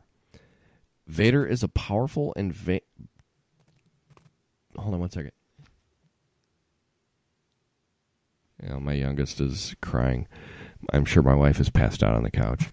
Vader is powerful and dangerous, but is calm and self-controlled. Kylo is powerful, dangerous, unstable, and completely out of control. Vader wanted to serve Palpatine. Kylo simultaneously wants to complete control and complete destruction. Yeah. He answers to no one now. No, and that's what's going to be crazy in the next one is if things don't go to center, which I think that's what's going to happen. I think they're going to go to center. If things don't go to center, you're going to see a Kylo Ren that doesn't answer to anyone. Yeah, he just doesn't give a fuck. Like, because Daddy's going to be dead, Mama's going to be dead. Rest in peace, Carrie Fisher. His uncle's dead. He's not going to answer to anybody. Right. So do you think that they're going to just do a time jump between... I hope they do a time jump. I think that's the only way that they can really explain away Carrie Fisher. Yeah. Because really she's going to be, like you said, she's going to be the only one left, but yet, she's passed away, and they've already said that they're not going to CG her into the next movie. Yeah, she'll be in the crawl somewhere. I hope it's 10 years. Carrie, or Leia, has passed. Rey is working on this school with, the magic broom boy. Yeah. Which was the only redeemable thing coming out. Well, actually, there's two redeemable things coming out of that out of Canto Bite. Yeah, the gambling planet. One, Canto Bite me. You mean the Hunger Games capital city? Right. Planet? Yeah. One of them was the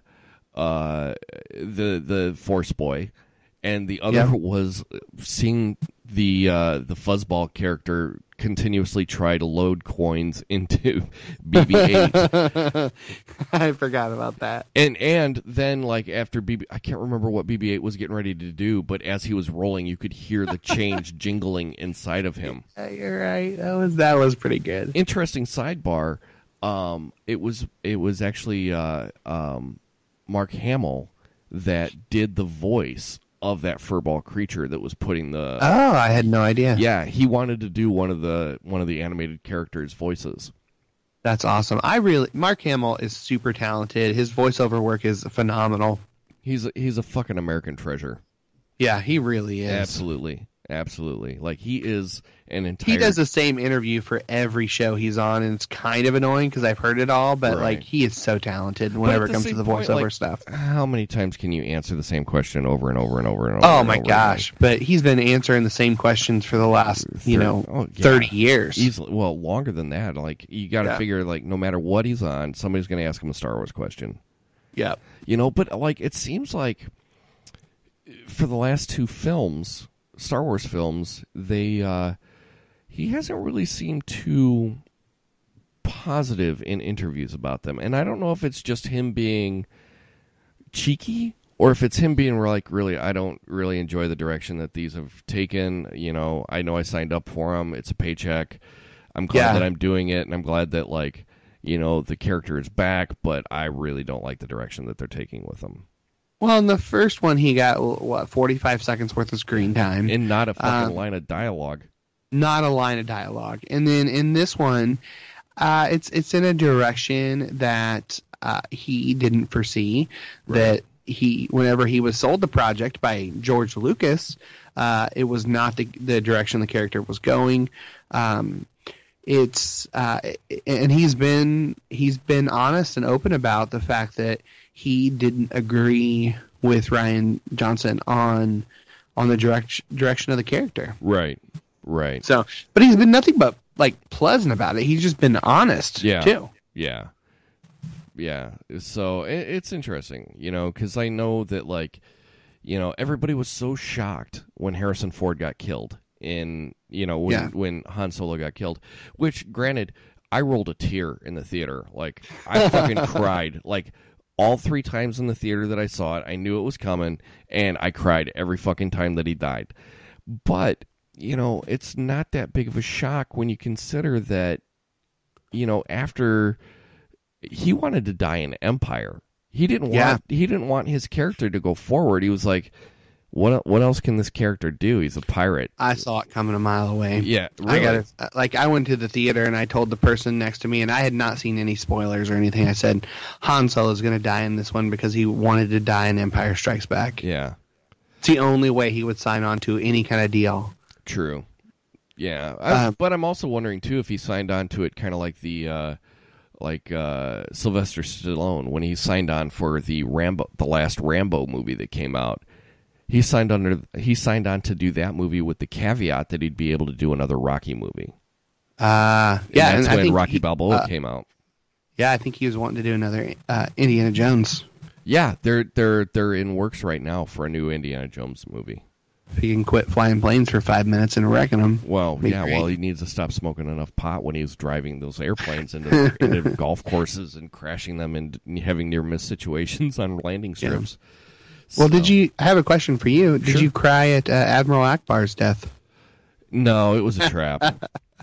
Total trap. Yeah, and I find it, I almost chuckle to myself a bit because if I'm not mistaken, like Akbar is obviously a very Muslim term, okay? Yeah. Are they not and I don't know that much about Islam, but if I'm not mistaken, I think they don't do shellfish either. And he's a giant crab who's named Akbar. Yeah, he's a Mon Calamari. Yeah. Dude. So I always find that kind of interesting, and maybe that might, but nobody calls the racism on that, Yeah, I'm actually more upset about Akbar dying than Luke in this one, because, Akbar's not coming back as a Force Ghost in Episode 9, so we're never seeing him again. Now, is it just me, or did he get darker? Like, the character, he's darker than he was. He was more red in Jedi. Yeah, I think you're right. And maybe that's just the age, and maybe that's how lobsters age. I don't know. Do they get a darker maroon shade? Yeah. Well, there are also different colors of Mon Calamari. Are there people? Yeah, there's also purple. Really? As well, I believe. At least red and purple. So I don't know if it's just maybe with age they get more purplish, or if they're just two separate subspecies, or what. Yeah, but they definitely aged him. For sure. Yeah. So, but yeah, dude. And how the hell do we get Nine Numb but not freaking Lando? I know. Granted, Billy D hasn't really aged gracefully, so maybe that was half of it. We haven't really seen him since Dancing with the Stars, I don't think. Yeah. But God, that if they because they actually had him come back and do the voice of Lando in the Lego Movie. Yeah, he was also in Rebels, a couple episodes of Rebels as well. Yeah, and they need to I just don't understand why this would have been a perfect movie to bring him back. He would have been great for him to be that Admiral Holdo character. Would have been great for him. Well, apparently, bring him in and let him die on that ship. Right. Well, apparently, from what I read, Holdo was actually brought in in one of the books. Holdo's terrible. I'm sorry. I don't like her. But apparently, my wife loves that character. That's her favorite character from the movie. Really? But it's such a it could have been Billy D. Williams. Yeah. And same for DJ. DJ could have been Benicio del Toro's character could have been Billy D. Well, yeah, they could have brought Billy D in whenever Leia had the distress call. And no one answered. Right. Well, where the hell was Billy D? Yeah, during the entire casino planet, what was the name of the planet? Canto Bight. During that entire sequence, I kept expecting Lando to show up. Because he's just that kind of guy. He would be in a seedy Vegas-y place. That's where I would see him retiring to. Yeah. Cloud City's gone. That's where he's at. And he just never showed up. And that was the one I would say that if anything bummed me out about this movie, it was that Lando did not show up at all. Yeah, they're just saving him for the Han Solo. Yeah. Oh God, they got Donald Glover. Donald Glover playing him. It's gonna be fantastic. I am so stoked. And the fact that we only have to wait 5 months. Yeah, that's pretty great. I'm surprised considering they had to more or less reshoot that entire film. Right. Because it was a shit pile under the original directors. Yeah, which is surprising because Lord Miller, they're geniuses. But I think Disney didn't want a full-fledged comedy movie, and that's what they were turning it into. Yeah, and I understand that you could go that way with Han Solo and Chewbacca and all them. But he's not a corny, zany character. No, not at all. He's a space pirate, for Christ's sake. But yeah, I'm so looking forward to that. And Ron Howard's no slouch of a director, you know. No, not at all. I honestly wish he had his own kind of I don't know, his own film to do on his own. You know what I mean? Right. Well, you never to know. Be able to take over from start to finish. True. This might be the one movie that gives him that play. You know. Or he could just do a Willow sequel. Dude, I've been looking for Willow on DVD, and I can't find it anywhere for less than $60, man. Yeah, you're probably not going to find it. Oh God, like I loved that movie. I remember when I was a kid, I was like 7, 8 years old, taking a road trip to Florida with my grandparents who were deaf. Okay, and back in the days when a radio in a car was not a standard feature. So, like, they were deaf. Oh, wow. My grandparents were deaf. They're like, fuck the radio. We don't listen to music. It makes no difference for us. We're going to save $100 on the car. So it was just me with a boombox and books. And I read the novelization of Willow all the way down to Florida and back. And then then I saw the movie. Oh, God, I loved it so much. It was probably like my introduction to Val Kilmer. Okay. And, like, dude, I loved it so much. Like, it was... Yeah. I mean, it was like, looking back on it, I'm sure it was pretty shitty, but it was magical. Yeah. You know, it was just, you know, ILM did all the special effects for it. You know, I mean, it was like, oh God, this movie is so great. I wish that they would do a re-release of it at some point soon. Ron Howard directed it. He did direct it. Yeah, absolutely. But I mean, it's no Ewoks movie. You know, Courage, Caravan of Courage. It's not that. Yeah, goddamn. Like I said, like I wish that at this point, I wish I hadn't have sold my DVD copy of those. But I think I have a copy on Betamax at my mom's house somewhere. I'm afraid to watch them. I think I bought them, and I haven't watched them since I was a kid. But I bought them just because I am kind of a completist. Right. I need to watch them with my kids. They're not awful.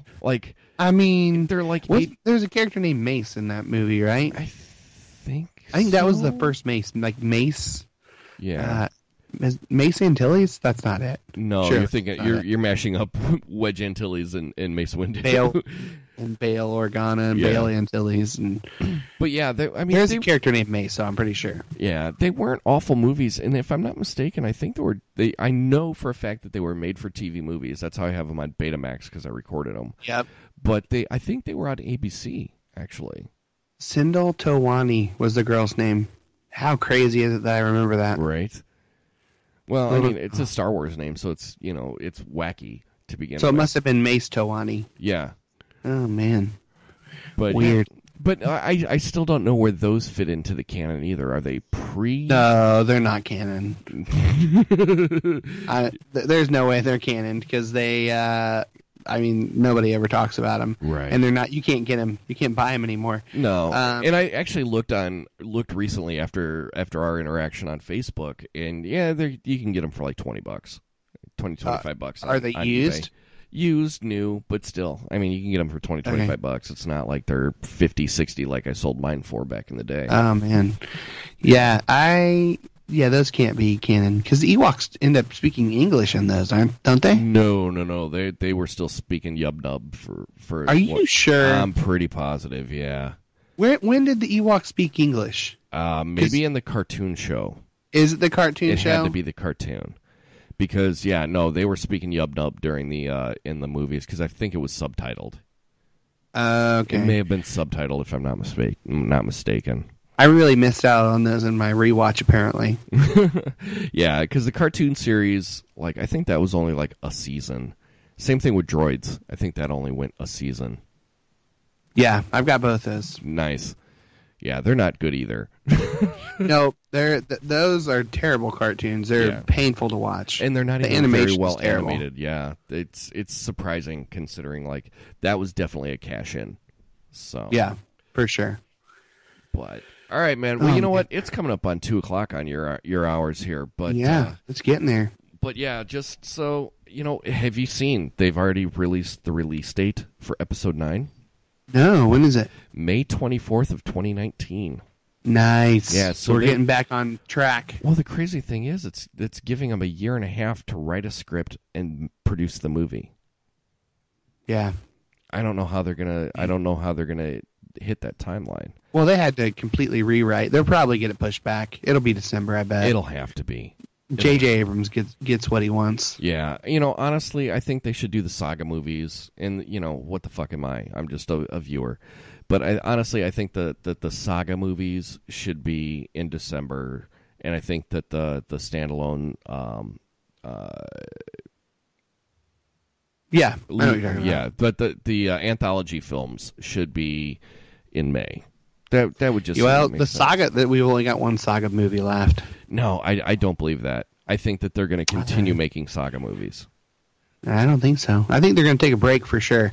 I think because Daisy Ridley said that she only signed on for 3 films and then she's done after that. See? So if they do, there'll be a time jump. But I would bet they get rid of the saga films for about 10 years, and in those 10 years they do the 3 Rian Johnson trilogies movies. from Rian Johnson. See, yeah. I don't know. Like, I think that these things print money, and I think if they threw enough money at Daisy Ridley, she'd be like, all right, yeah, I'll do this. It'd have to be a lot of money, I would think. Oh, God, absolutely. I mean, she's got to be making a ton of money already. Seriously.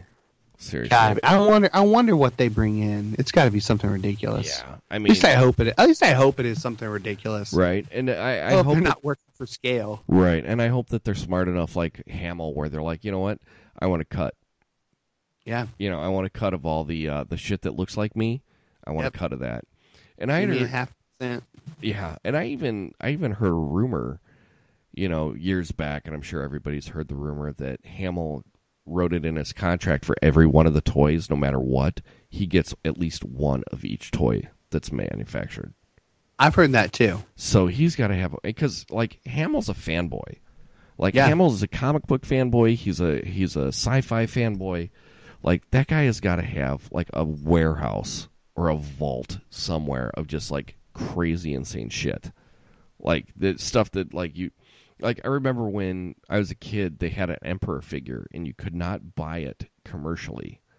You had to mail in. Yeah, you had to save up the UPC codes from however many Star Wars figures, and then you would get it.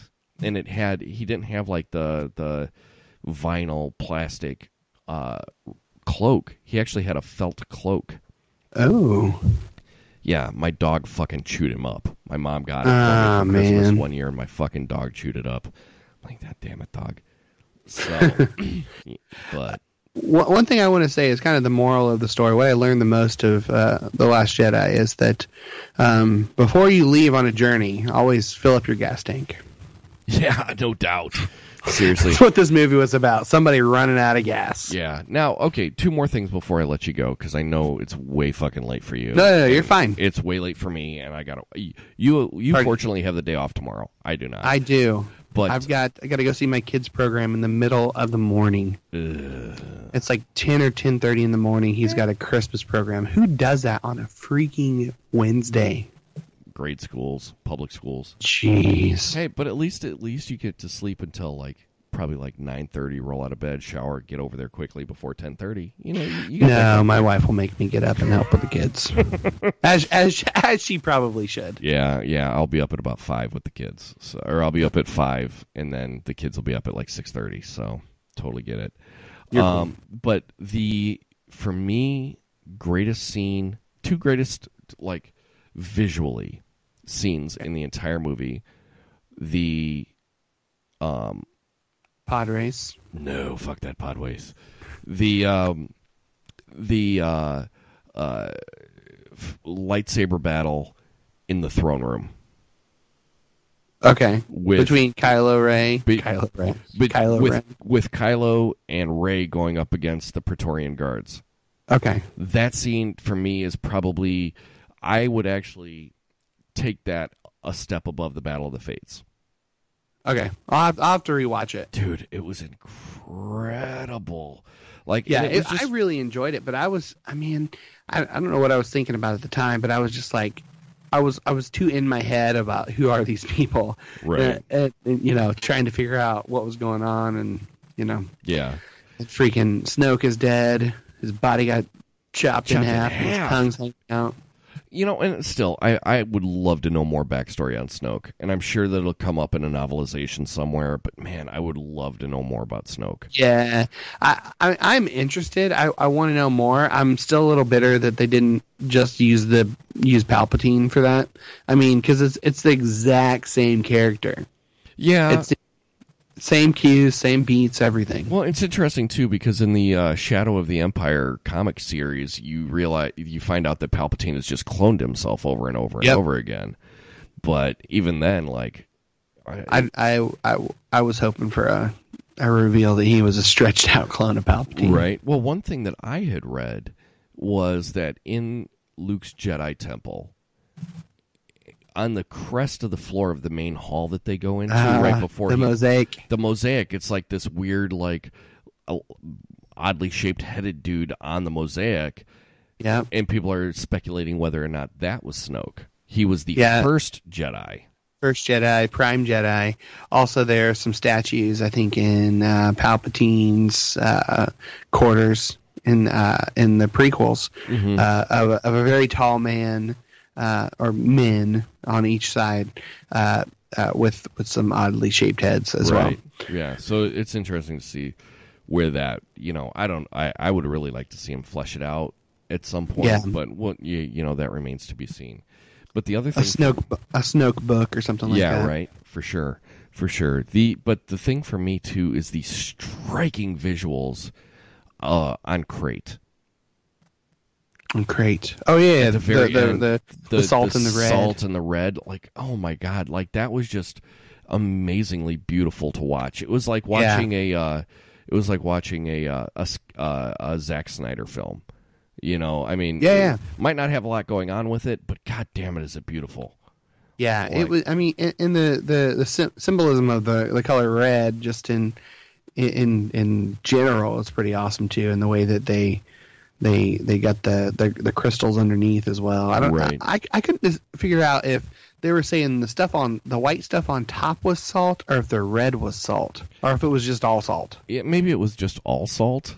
I don't know. Yeah, like they never really distinguished it, but god damn, it was beautiful. It was absolutely gorgeous the way that it was shot. Like, Rian Johnson's a hell of a director. Whether or not you like his screenwriting or whatever, but like as a director, man, he was spot on.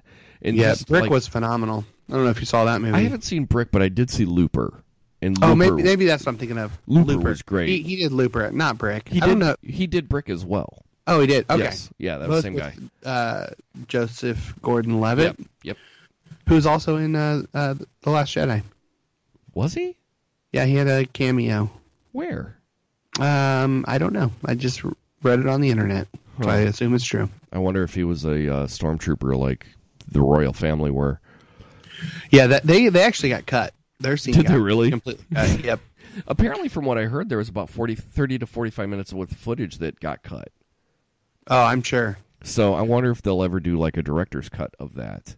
I'm okay with them getting cut. I mean, I don't have anything against the royal family, but I mean, at one point, the NSYNC was going to be in episode 2. Could you imagine? Oh yeah, they got cut as well in the Jedi fight in Geonosis.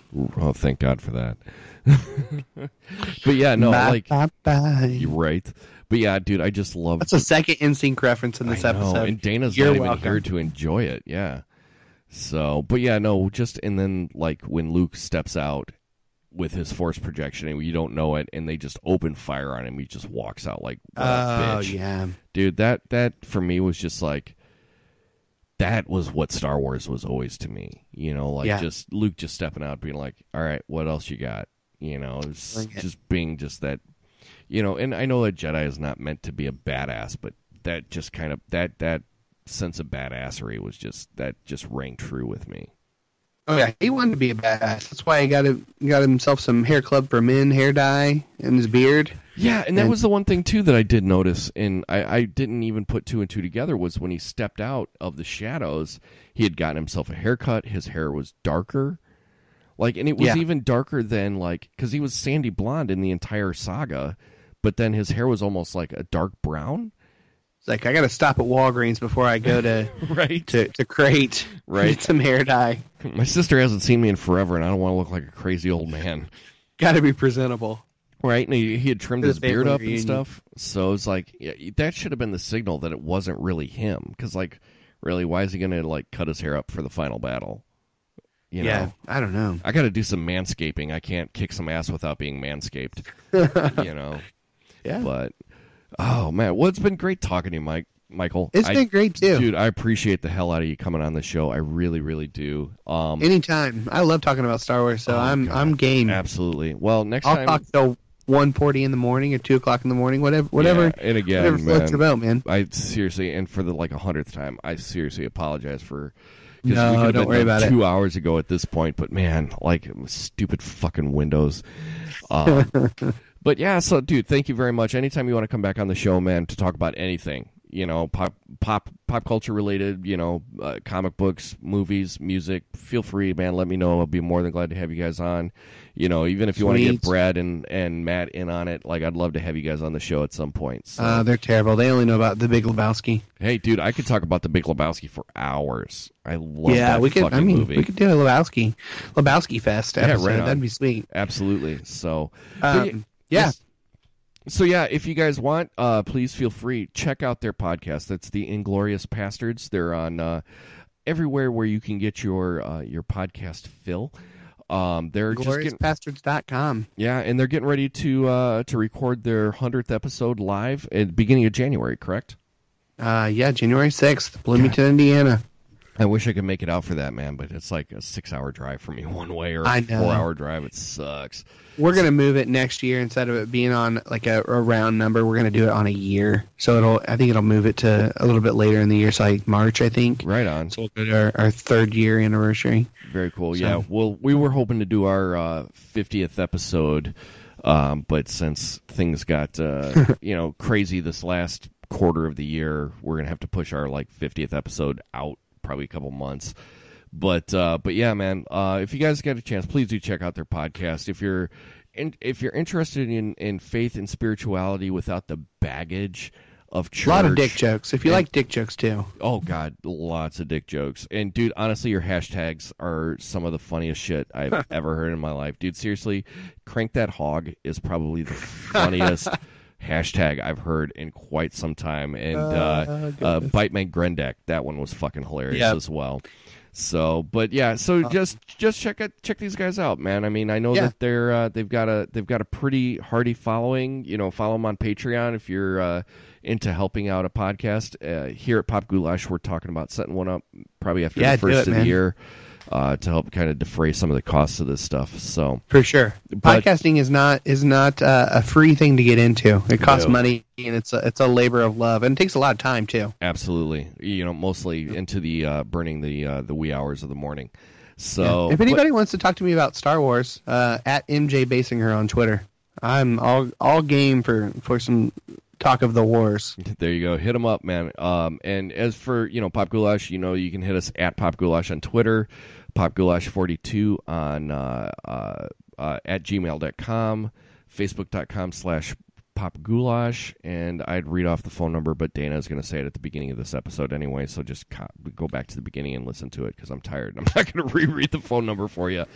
But for Pop Goulash this week, I'm Ruben. And with me is Michael, usually. Hey. So I don't know if you can hear me. Can you hear me right now? Yeah, I got you. I literally just unplugged my microphone on accident. All right, well, let's do that again. And for Pop Goulash this week, I'm Ruben. And I'm Michael. Be kind to one another.